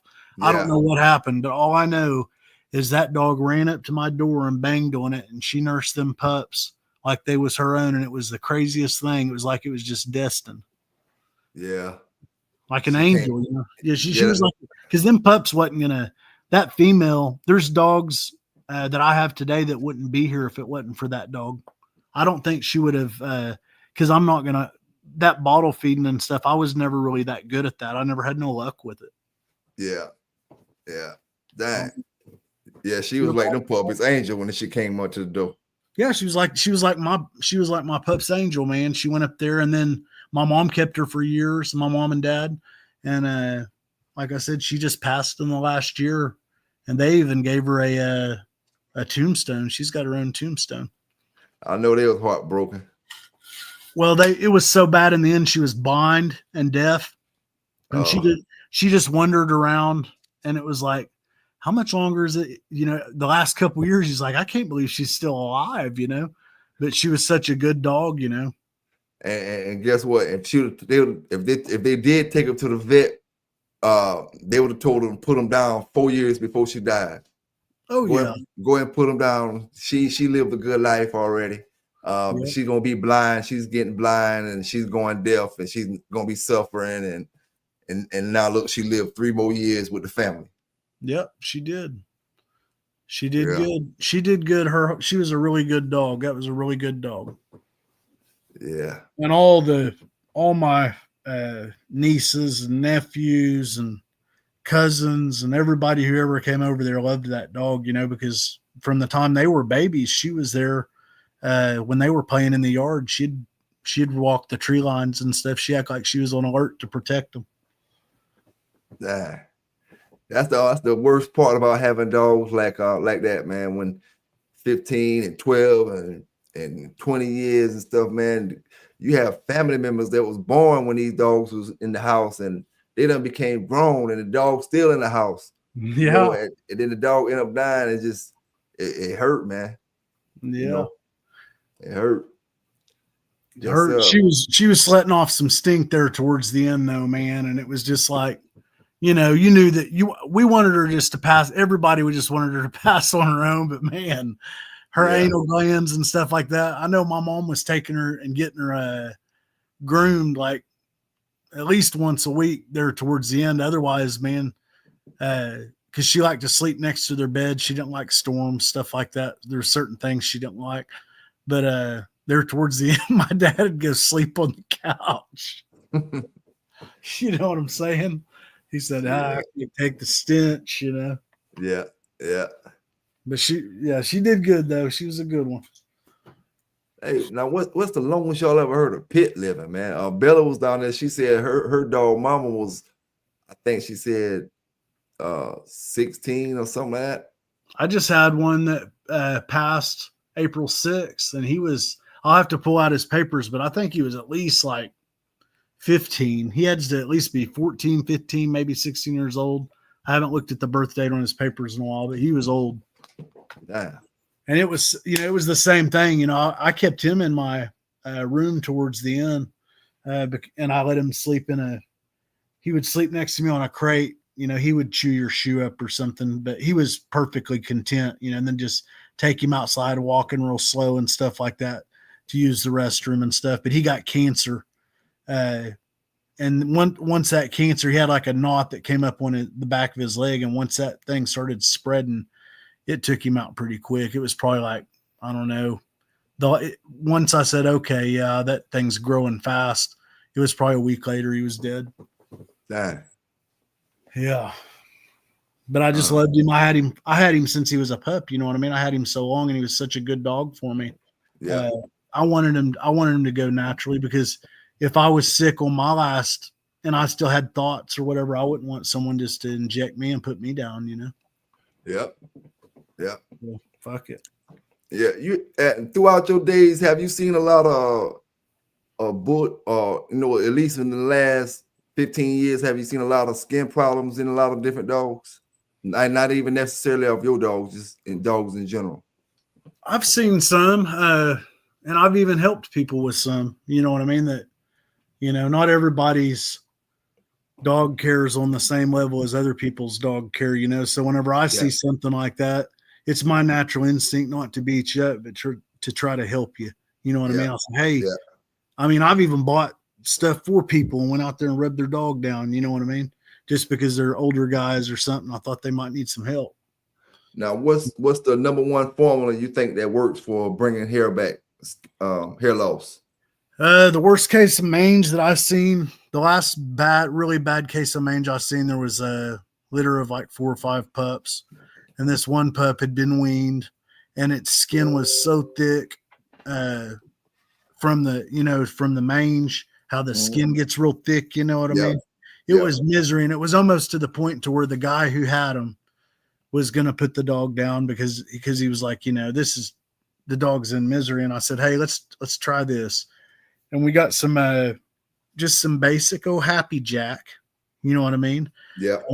Wash, the one that's for the mange. We rubbed it down, or I rubbed it down. I went and got some gloves on and stuff and rubbed the dog down. And, that I think it's sulfur is what it is that helps it or whatever, but it's soaked into the skin, and went out there the next weekend and soaked it down again. And it wasn't probably about, I don't know, a month or two, and that dog had a beautiful coat on it. Yeah, I had some good results with the Happy Jack stuff too. You got to make sure you put on gloves though. You got to wear some gloves, boy. You'll be smelling that on your hands for days. Get into your fingernails and stuff. I've done it. That's what the first time you do it. The second time you figure out to get gloves. Yeah. Everybody messes that up the first time, but I hadn't had to do that in a long time. You know what I mean? Yeah. Now, Jimmy Mack said, did it show back up when she got the hair? No, she lived to be a full-grown dog, and everything was fine with her. There was nothing. I mean, after that, she had a beautiful coat. She grew up and just came out of it. I think it was like maybe because I don't know if her milk wasn't that good or something. Her other litter mates didn't have the problem. She was just, for some reason, maybe her immune system got down or something, and that was inside her, and it made it surface or something. You know what I mean? But once we got rid of it, that was it. Now them dogs, that particular bunch of dogs, whenever the seasons would change, it seemed like you ever have a dog that has a winter coat? Almost like it's been out it was weird. Almost it had been out in the sun and kind of lightened up, and it was dead. Yeah. Like a dead coat. And you got to go out there, depending on the dog, the these particular dogs didn't like if you brush them, like if you brush them out, Yeah. they'd get wound up or something. So you'd almost have to put them on what you'd do is you'd put them on what you can call a bathing stand. You know what I'm talking about? Some people call it a breeding stand. Yeah. Yeah. But whenever when you get older and you're washing dogs and stuff like that, and you're bending over and stuff like that, if you have a good breeding stand, what some people call breeding stand, you can also put your dog on there. Like if you had to use Happy Jack and you had a full-size dog, you could put her on a breeding stand, and it would make it a lot easier because you don't have to worry about the dog jumping all over you and knocking stuff over and stuff like it. Makes it more of a controlled environment where you can really rub it in, get it right, rub the tail, and then she submits or he submits, and then you get behind the ears and wherever it needs to go, rub that dog down from the feet to the tail and get it treated if you have that type of problem. Those bathing stands can make that really well, or if you just need to bathe your dog. You know what I mean? Yeah. It's better than it running up your shower walls, especially in the summertime when it's nice outside. You can go clear off your concrete, put them on a bathing stand, go out there and wash your dog down real good, and you don't have to worry about it, getting in your bathtub. Yeah. Now, Street Rossi say, does having a dog on the inside or outside make a difference on how long he gonna live, in your opinion? I don't think that makes any difference. I think what makes a difference is keeping good food underneath it and water underneath it, and making sure it's been wormed, and just taking care of your dog, making sure it's got its vaccinations when it's a pup or anything it needs. But a healthy diet, fresh water, and some love and care will make a dog go a long ways. It don't matter if it's inside or outside, because they weren't in nature. They weren't born inside of a house. You know what I'm saying? But you can make them a house dog. I like to have a house dog or two. Hey, what do you think about vaccinations shortening our dogs' lives up? Have you ever heard that? Well, it's just, what do you think about, the CVAC, the one that we had in 2021? You're not supposed to say that, they say, but you know what I'm talking about. Everybody knows, we'll just say the Kung Fu virus or whatever, But anyway, there's a lot of people that had a lot of problems with that. That's a vaccination. I know, like a mandatory vaccination, if I vaccinate my dogs, you know what I mean, when they're pups, I make sure they get that. And then the last one is your rabies shot. You're supposed to get that yearly.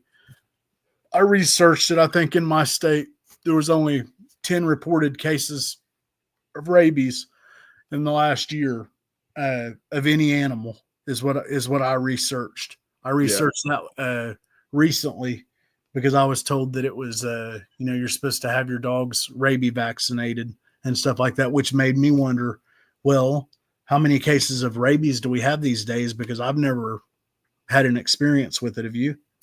Nah. Yeah, I mean, I never hear of any. I mean, I watched Old Yeller when I was a kid. I watched the movies and we watched it on TV, and I think I've seen a rabies raccoon before, but far as that, other than that, I haven't seen no dogs. Period. Nobody dogs with no rabies. Yeah, and I was always told if you see a skunk out, a raccoon out, nighttime animals that are out in the day, just shoot them. Go out of your way to shoot them if you can, and you're not in a spot to where as long as you're in the country or something, you wouldn't want to be running around town popping guns off, shooting a animal during the day. But you might call your whoever handles that locally and let them deal with it, and they can come put it down. Shoot it with a bow and arrow or a pellet gun or something. Yeah. But you're definitely supposed to shoot them if you see like a skunk during the day walking around 12 o'clock, 1 o'clock in the afternoon, acting crazy or something. You're supposed to put that down. You don't want your dog to get a hold of that. Yeah. Now, I don't know if having them on the inside or the outside matter as far as his life. I don't see where it would, but I think having them in the house, sometimes you can kind of dodge certain things as far as a lot of the, say, mosquitoes biting them all the time, and getting with your worms and stuff, maybe pass through that sometime, or some type of little diseases that can be passed through mosquitoes. So you kind of you're not really getting the mosquito bites, that you would normally get, but you ain't getting the sunlight as well.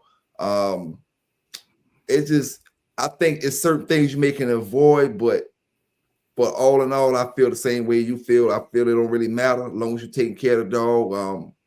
Got the dog vaccinated, wormed out, because worms and all that stuff can play a real big part in it. Yeah. I mean, especially Huge like, part. Worms worms are parasites. It's just like yeah. your female dog. So when you go to breed your dog, I don't know about you, but I like to get my dog beefed up before I breed it. Yeah. That way she's strong, she's wormed out. There ain't no parasites in her. So that whenever she's milking those pups, she's giving them some good, solid, clean milk. And soon as those pups get up to about, I don't know, maybe like 2-3 weeks, you can give them a little bit of a wormer, and you can go ahead and worm your bitch out too, with some what do you call it? You know what it is, the yellow stuff. Like my yellow stuff is the strontium paste I use, like the horse warmer strontium paste. I'm trying to think of the word for it. Safeguard will do everything, but there's one for Ivermectin or something like that. No, Ivermectin, that's for mosquitoes. That's like 1% injectable per 0.1 milliliter. So if you had a 30-pound dog, 0.1 per milliliter would be 30 pounds for Ivermectin. That'll protect against heartworms. Yeah. That's kind of a lot of people back in the old days. That's the only way you did it. And that protects against a lot of stuff. But no, it's like when you have something on the tip of your tongue and you can't say it. You know what I'm saying? It'll come to you in just a minute. But it's yellow. Your vet will give it to you, and it's super dosed down. You can get it in like a big bottle, and you don't have to give as much to your pups because it's not mixed, or it's mixed way stronger than it is from your vet. They're basically getting a big bottle of that and watering it down or whatever. Yeah. Oh, okay. But yeah, you can give it, you can do it like 3 weeks, 4 weeks, 6 weeks, 8 weeks, every 2 weeks, just to keep them all wormed out. Nowadays, my last litter I had, what was cool was, because I use, that NexGuard Plus now, and you're not supposed to give that to a pup till it's 8 weeks old. Okay. But at 8 weeks old, that'll protect it against, or NexGuard Plus will protect against fleas, ticks, flies, mosquitoes. If it's protecting from mosquitoes, that's going to protect you against heartworms, hookworms, whipworm, all that stuff. It knocks out all those worms, one little chew. Yeah, and they make it for like for 8 weeks is the minimum. That's the minimum age you can give them one of those chews, and you're just done. You're done. So that'll keep flies and stuff off your dogs. That NexGuard Plus is good. It's expensive if you have a lot of dogs, but if you got more dogs than you can afford to use on it, maybe you just got too many dogs. Is the way I look at it. Yeah. Now, one thing, like Vernon Starr said, take care of your dog, they live a long time. And the thing is, you can't take care of them. Now, you can't control it if you just bought the dog when he's 4 or 5 years old or something like that. But starting off from a puppy, take care of him his whole life, that's going to matter that first year, the second year, the third year, and you have a dog that make it till he's 15 years old or till he's an old dog rather. But when you give him a rough life for the first 3 or 4 years, and they barely hanging on time to time, all that stuff matter. All the penicillin you got to shoot them up, all the different things you got to do. I just learned as an adult. I'm not going to tell no lie. I learned this as an adult. Maybe a few years before I did my channel, that penicillin was bad on the kidneys like that. Especially young dogs, rather. Younger dogs. And truthfully, when I was like in my teen days, in my early 20, 21, 22, when I needed the antibiotics for a cut, I used penicillin. But I later found out that penicillin is not your thing you want to use for a cut, because that's for another type of infection. You want your amoxicillin and them type of drugs for your cuts and your swellings and things like that. Man, it's like when I start using the amoxicillin pills, any kind of infection my dog had, you can see it start working in a couple days. You can see it start working and healing it up. You know, and the amoxicillin, I mean, the humans can take that. So, you know, it's more healthier than the penicillin. And you know, is the penicillin, from what I researched, I'm thinking it's for more internal infections, like a lung infection or something like that, or but not like your leg cut or your leg wound or something like that. You know, well, so ceflexin, amoxicillin, all those, that's what your vet, they're going to give you that. You can inject penicillin too. I don't think anything's wrong with that, but those definitely work. And, you know, nowadays you can't get penicillin like you used to. So your vet's not going to give you, your vet's not going to give you penicillin unless you ask for it usually. So now I'm glad you said that, because do you think that's a money thing or a dog fighting thing? For them taking all the antibiotics off the shelves, making us have to go to the vets. Well, you got to think that we're not the only ones that own animals. So the vets, so you got to think of all the people that own horses and cattle and chickens and, you know, all kinds of wildlife. Everything needs medicine. You know what I'm saying? So the harder they make it on you, the more control they have over it. The more regulations they can have over it. I don't know. I don't really think that you should, there's just nothing you can do about it. You know what I mean? You just gotta adjust to the modern day times, I guess. Yeah. That's all you can do. It used to be pretty cool though, when you could just walk into a vet store and go get you some fish, you know, whatever. And it was ceflexin, or one of them was amoxicillin. You was doing it the same. It was like fish biotic or something, you know. You could walk in there and use all that, and you get your medicine right there in the feed store, in a lot of feed stores anyway. And you didn't have to go there, but it's super cheap anyway. If you have to get it from your vet, it's super cheap. It's not that much. The visits what cost a lot. I think they'd have more vet visits, man, if they did if it was mandatory that you can get your payment plan or something. You know, if you didn't have the money to get your whatever your medication was, that you can do a payment plan or something to get your dog fixed. A lot of people don't go because they just can't afford it. And we're not talking about ears clipping and stuff like that, but stuff that's, you can pay payments on it. And some vets do payments, but you gotta have, like, it's going off your credit and stuff like that. It just depends. I know there's a lot of vets that do payments. You know what I mean? They'll let you pay stuff off, like if you have an emergency or something like that. I know I had a dog. I had this female dog. They were litter mates. And all of a sudden I just went out there without any warning. She was completely fine. Don't know what happened. Still don't know what happened to this day. Just went out there and the dog was dead out of nowhere. She had everything she needed. She wasn't sick, never showed no signs.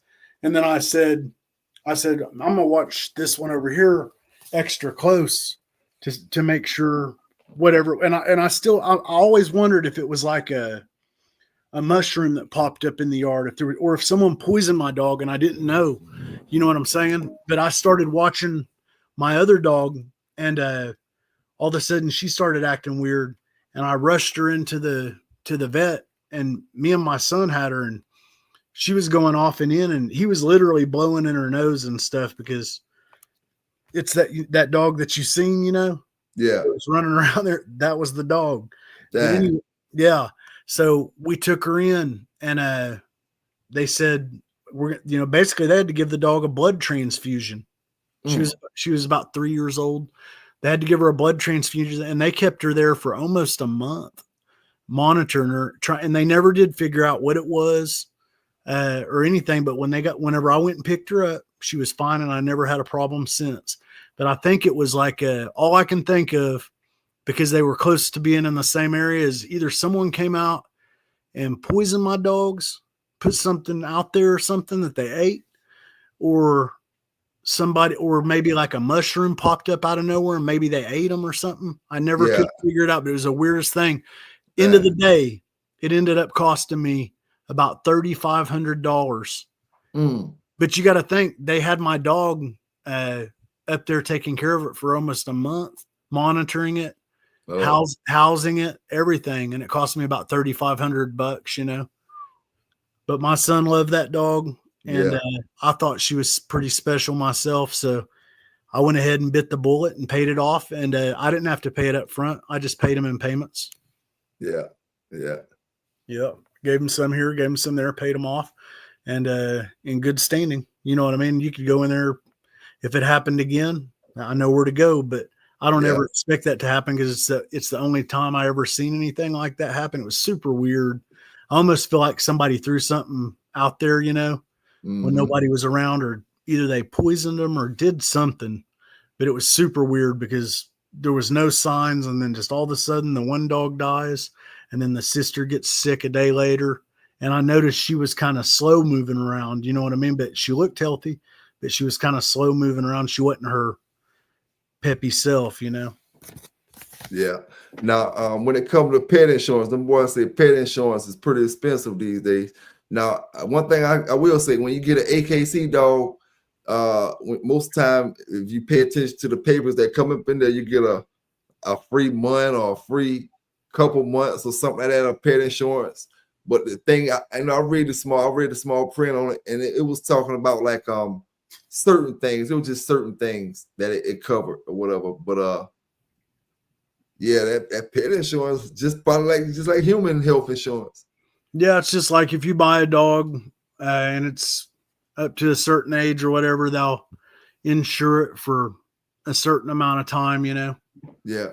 And then you can put it, but you got to think some of those guys in those other registries, like what are those fluffies or whatever? I was seeing somewhere where they were selling them for like $50,000 or something. You know, I seen some deal where some guy was talking about pink fluffy Frenchie or something. Some pink, they called it a pink fluffy Frenchie, some exotic weird breed that they were doing. It looked like they had crossed something in there. It didn't look pure to me, but it had the look, but it was just, it had fluffy hair. You know what I'm saying?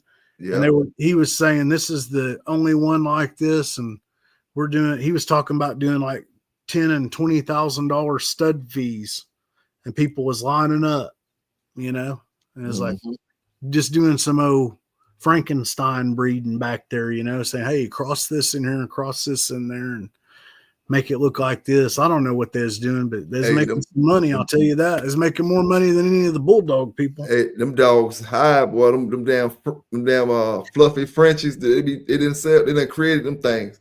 It look like to me they mix something like a Shih Tzu or a Pekingese or something with them little small dogs, and you know you got to do your selective breeding. One of them gonna come out with just a little bit of fluff on it, look more like the bulldog, and probably use that one as the stud and continue it on.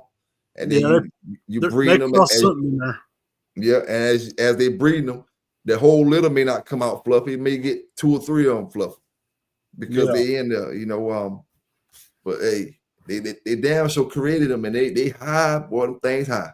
They're making big money off those for the time being, you know. I mean, how long is that going to live? I don't know. Whenever I look at them, you know, the ones that I think look cool are the real ones, the ones that are really bred right and have like show quality look and stuff to them, not like those crazy fluffy looking ones. You know what I'm saying? Yeah. Now, when it comes to worm medicine, I always hear a lot of people talk about that old school purple pill and stuff like that. But I ain't gonna lie. To me, Happy Jack had a wormer back in the days called Happy Jack tapeworm and speller. It came with 3 capsules. Yeah. And each one of them capsules had 3 little small pills in it. To me, that was the best worm medicine I ever seen in my life. You know, you give him your dog that worm medicine, and in a matter of 15 minutes, he gonna either be shitting out worms or fluid gonna be coming out back like he took a laxative or something like that. Yeah. And you seen it working right then. I like to see my medicine working on them, dog. I don't like to give my dog medicine and, you know, you just gotta wonder if the worm's gone or not. You know, hoping if you got, it's like when you got puppies and you give them worm medicine, you see the worms coming out of them. You know what I'm saying? You know, and when we get grown dogs and we give them worm medicine, we really don't see the worms come out of them. We just give them the medicine, and sometimes they get back thick. Or if they were small or something, they get back healthy the way they're supposed to look. But we really don't see the worms come out of them when they big. And that medicine, I'm talking about. You give a grown dog them capsules, man, and they go to working on them.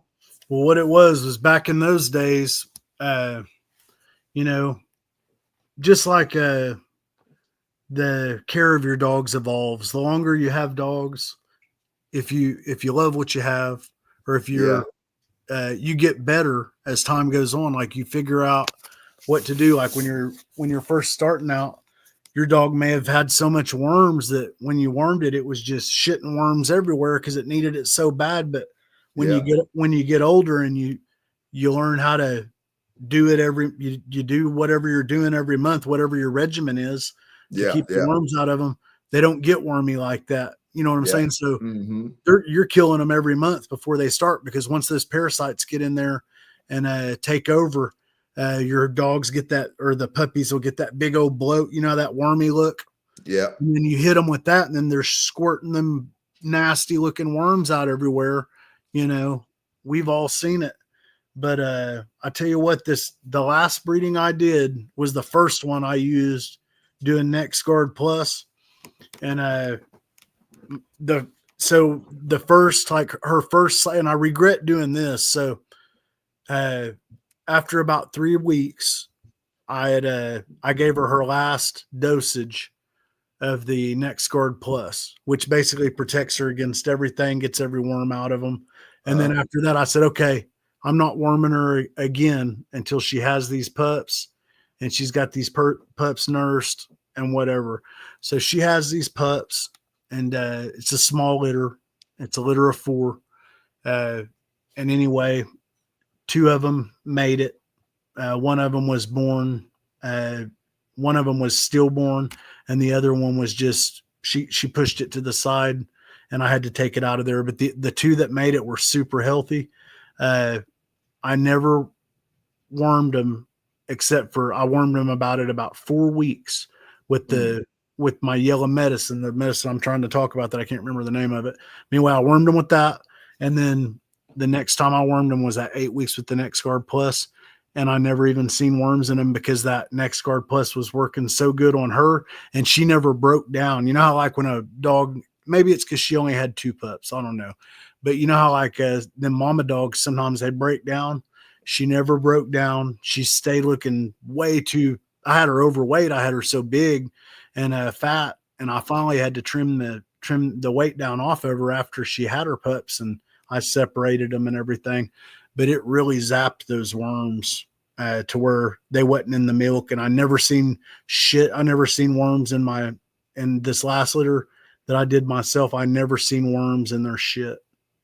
Yeah. Even after I hit them with that NexGard the first time, they never had the chance to get wormy. Yeah. But I had them in a real clean setup too. So. Yeah. Yeah, you're right about that. The older and more wiser brothers get, you learn better habits to handle your dogs with, and you see less of that stuff too. Back in the day, so what I would do is once a month, I would go out there with a syringe with the ivermectin 1% injectable, and it would be 0.1 per 10 pounds. So if you had a 50-pound dog, he would get a half a milliliter or a half a cc. That's 50 pounds. If you had a 100-pound dog, he'd get 1 cc because that's 0.1 per 10 pounds. And I would go around and I'd squirt that in their mouth. You know, they don't like that. And then that was pretty much enough to kill the worms. And then about once every 3 months, I'd go out there with a Safeguard, and I had to get that big old bottle, you know, the big bottle of Safeguard. It's about $150, but it lasts a long time. And I'd hit them all with that, you know, and you give them 5 cc's of that 3 days in a row. Or if it's a really big dog, you might have to give them more than that. If it's a smaller dog, you got to adjust and do a smaller.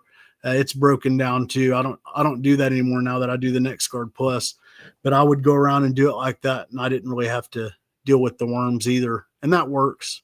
And they say that that'll actually kill some mange too, different types of mange, and keep fleas off your dogs. And then for the cow tags, I heard you asking about cow tags. Yeah, I used to use cow tags before I went to NexGuard Plus because I don't have to worry about flies and mosquitoes and all that stuff anymore.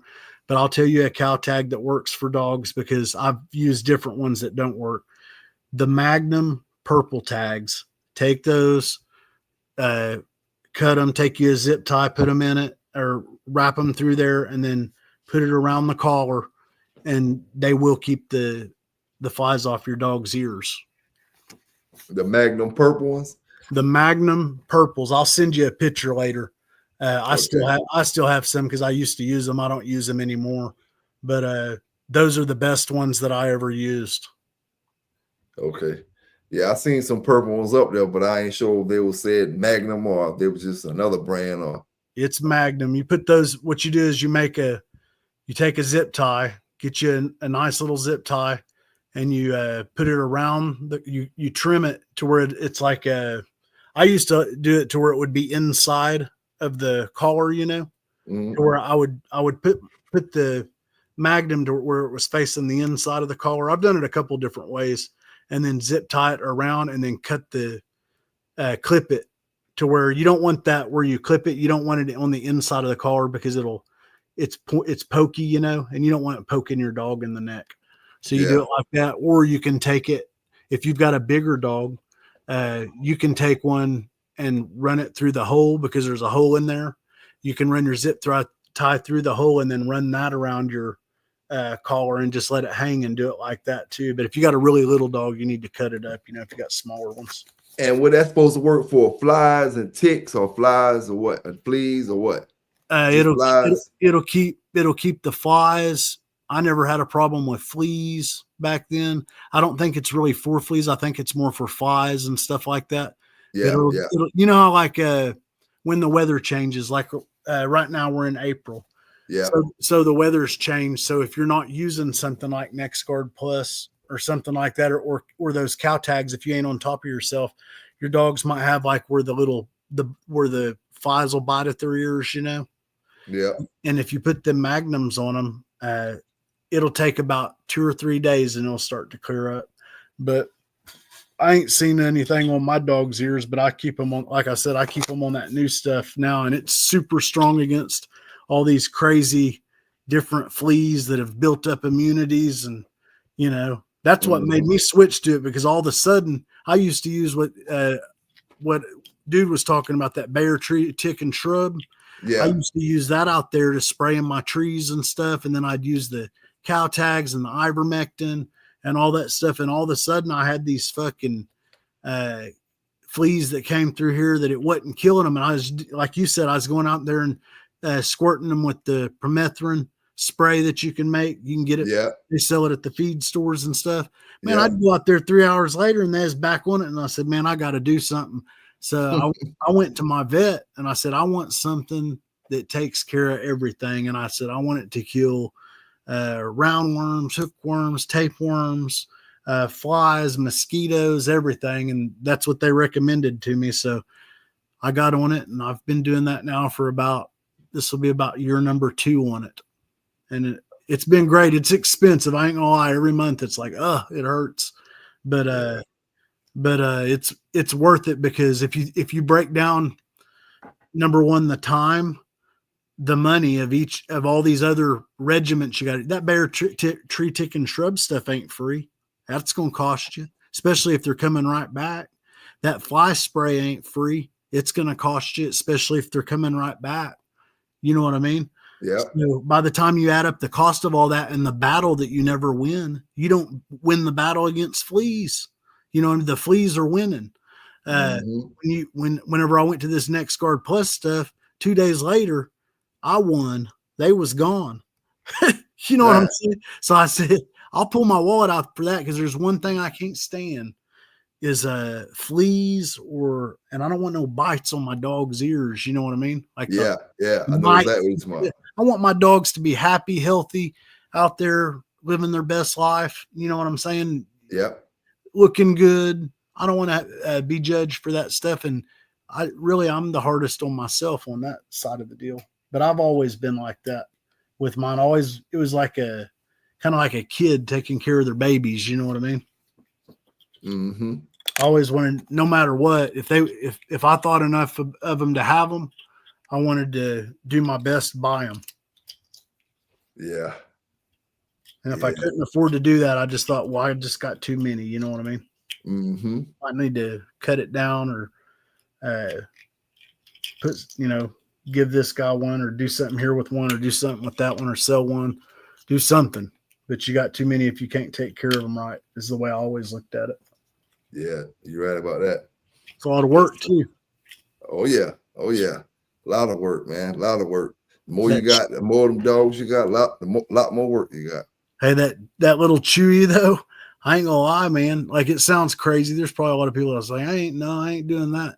It sounds crazy, but man, it actually makes your life a lot easier because you don't have to do this and do that and stay on your calendar, making sure you're out there doing it at this time and that time. No, man.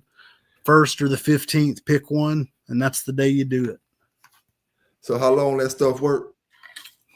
It's month to month. Okay, month to month. Yeah. Okay. So like even in your summertime or whatever, like even like in the bad season. So in March, usually about March, at the end of February, March is whenever any type of flies. I guess in different parts it might come earlier, but for me, the end of February, depending on the season, things change. And March, the flies and the stuff like that start to move. Then you go into April, May, June, and here's everything. Everything's on top of you. All the bugs are out. All the bad shit's out. It's not a good time to be feeding raw, stuff like that. Yeah. I'm hoping Mellow Yellow, she's starting to get big, and like I said, she's about a good 3 weeks in now. What'd you breed her to? I made that same breeding, like there you go. Yeah. Hell yeah, you can't go wrong with that one. And she getting to that point now. She losing her appetite. She ain't want to eat that much yesterday and today. I had to mix some house food up in there. And what I'm gonna do, I'm gonna go get some chicken leg quarters. Oh yeah.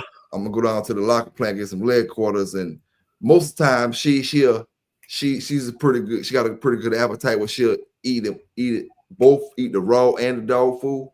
Yeah. If I don't get chicken leg quarters, I'll just go get some canned food and mix in it with it to give her something a little more tastier to eat with it, at least to her appetite build all the way up. Yeah. Now, are you feeding? You're gonna do raw when she's pregnant. Are you gonna feed raw or are you gonna pressure? I haven't started yet, but I have did it before where I switched them onto raw after they got pregnant, and then once they. Matter of fact, with Anime, I fed her raw during her pregnancy and after she had the puppies. I kept her on the raw, just feeding her a leg quarter. That's all I was giving. Like, I probably give her 2 leg quarters, maybe an egg or something, but it wasn't nothing where I had to go out there and fix some kind of special little diet or nothing. I just gave her chicken quarters. Yeah. But only as far as with Mellow Yellow now, I may just go. Truthfully, if I don't do the leg quarters, I may just go get some canned food, and I'll probably take just 3 or 4 scoops out the can. I don't even care if just enough to put a little and some cod liver oil. That's what I use, and plus the milk, the goat milk that I put on the stuff or whatever. That'll give it more flavor and stuff like that too. So, I haven't even started, giving her goat milk yet. So once I add all that stuff to her food, she'll pick everything up the way. And you always expect them to lose their appetite around that first week or so. Yeah. Well, so I went through I think I did a raw diet for about 3 years, and which you got to have you have to have extra time on your hands to do a raw diet. Yes, and, sir. I've done some. I've done some pregnancies with it. So, and it's got some people, to me, like I won't mess with raw, with a pregnant female anymore, unless I got a pretty clean source of meat. Because whenever, like I was saying earlier, like, you know how you worm your dog out before she's going to have the pups, you want her free and clear of those worms. Well, because raw food tends to have more chances of having worms in it or whatever, no telling what they put in the food these days with all the hormones, you know what I mean? Like chicken quarters. Yeah. They inject a lot of hormones into that stuff these days. So hey, stop right there. Right there. What if that affects you without you knowing it? You getting chicken that got hormones shot in it, you feeding them raw to your dog, and them hormones it does something to your dogs, to your puppies. Well, that's what I'm saying. That's what I'm saying is because they put all this stuff in this food these days. Like, we cook our food out, right? So when the way I do.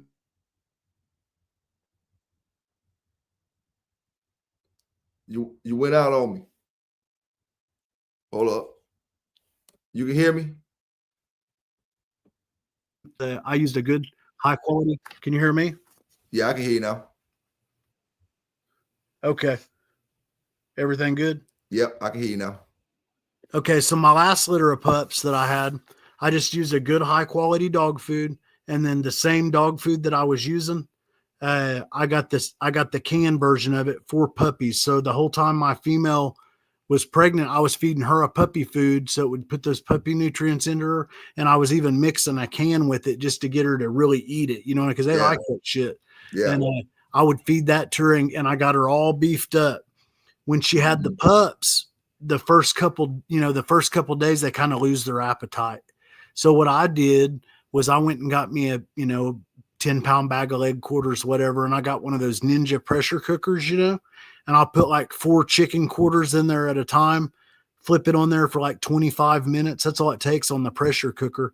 Let that thing run out, blow the steam off of it, debone it. And then I would take it out there and just put that on top of that food, and she couldn't resist it. You know what I mean? Yeah. She'd get up and clean that up and go right back to them pups. Yeah. And so that's what I did for her. And then it's the same thing whenever my pups, as I'm trying to wean those pups and get them to start eating stuff, you put a little bit of soft food in front of them, and they might lick it a little bit at first, day one or something. And then you go out there gradually and you get them on stuff. And then before you know it, I'm pressure cooking them some chicken quarters, and they're hogging that down. And now they're getting all beefed up on them chicken quarters. Now you put that puppy food in front of them, and they start a little bit at a time. They start eating that, and then you wean them off them chicken quarters and onto that kibble. You know what I mean? That good quality puppy kibble that you've been raising your female on, that they've been getting their nutrients through her from. Yeah, yeah. So that's what I did. Yeah. Now, Street Rossi was asking about the Dine. Yeah, I use the Dine Street Rossi for get dogs lose appetites. They're supposed to help your dog get the appetite back, high calories. I use it just to put that sweet taste on my dog's food. Plus, I know it's healthy for them. So I throw a little ring around the dog food, just a little dab of it or something. I got a bottle in it now. I'm down to the very, very end of it. I need to get me some more of it. That Dine, that over reliable. You put that Dine on that food, they're gonna go over there licking on it. Yeah. Hey, do you ever have on that Dine? Have you ever noticed, like, the first time you feed them, they hog it down? Like, if you give them a pretty good dose of it, the first time they'll hog it down, the second time they'll hog, and then all of a sudden they kind of start to lose the taste for the Dine. Have you noticed that? I haven't really paid attention, but I'm gonna pay attention now and see if this. They act like they like it pretty good, but I'm gonna check them out and see. I keep a big old bottle of Dine around. But like for even the pups, like whenever their pups are little, you can and it seems like you put the Dine down the first time, they lick it up. You put it down again, they'll lick it up, and they kind of lose their taste for it. Yeah, it seems like, and then they're good though, but it's high in calories. It goes on them quick. Yeah, that's good stuff. Yes, sir, man. I appreciate you rocking with me tonight, Trevor, man. And I appreciate everybody down in the chat that's rocking with us, everybody that's watching this video or listening. Y'all take care of your dogs. Y'all stay safe out there. Keep doing what you're doing. Keep bulldogging. PBK9s, and we out.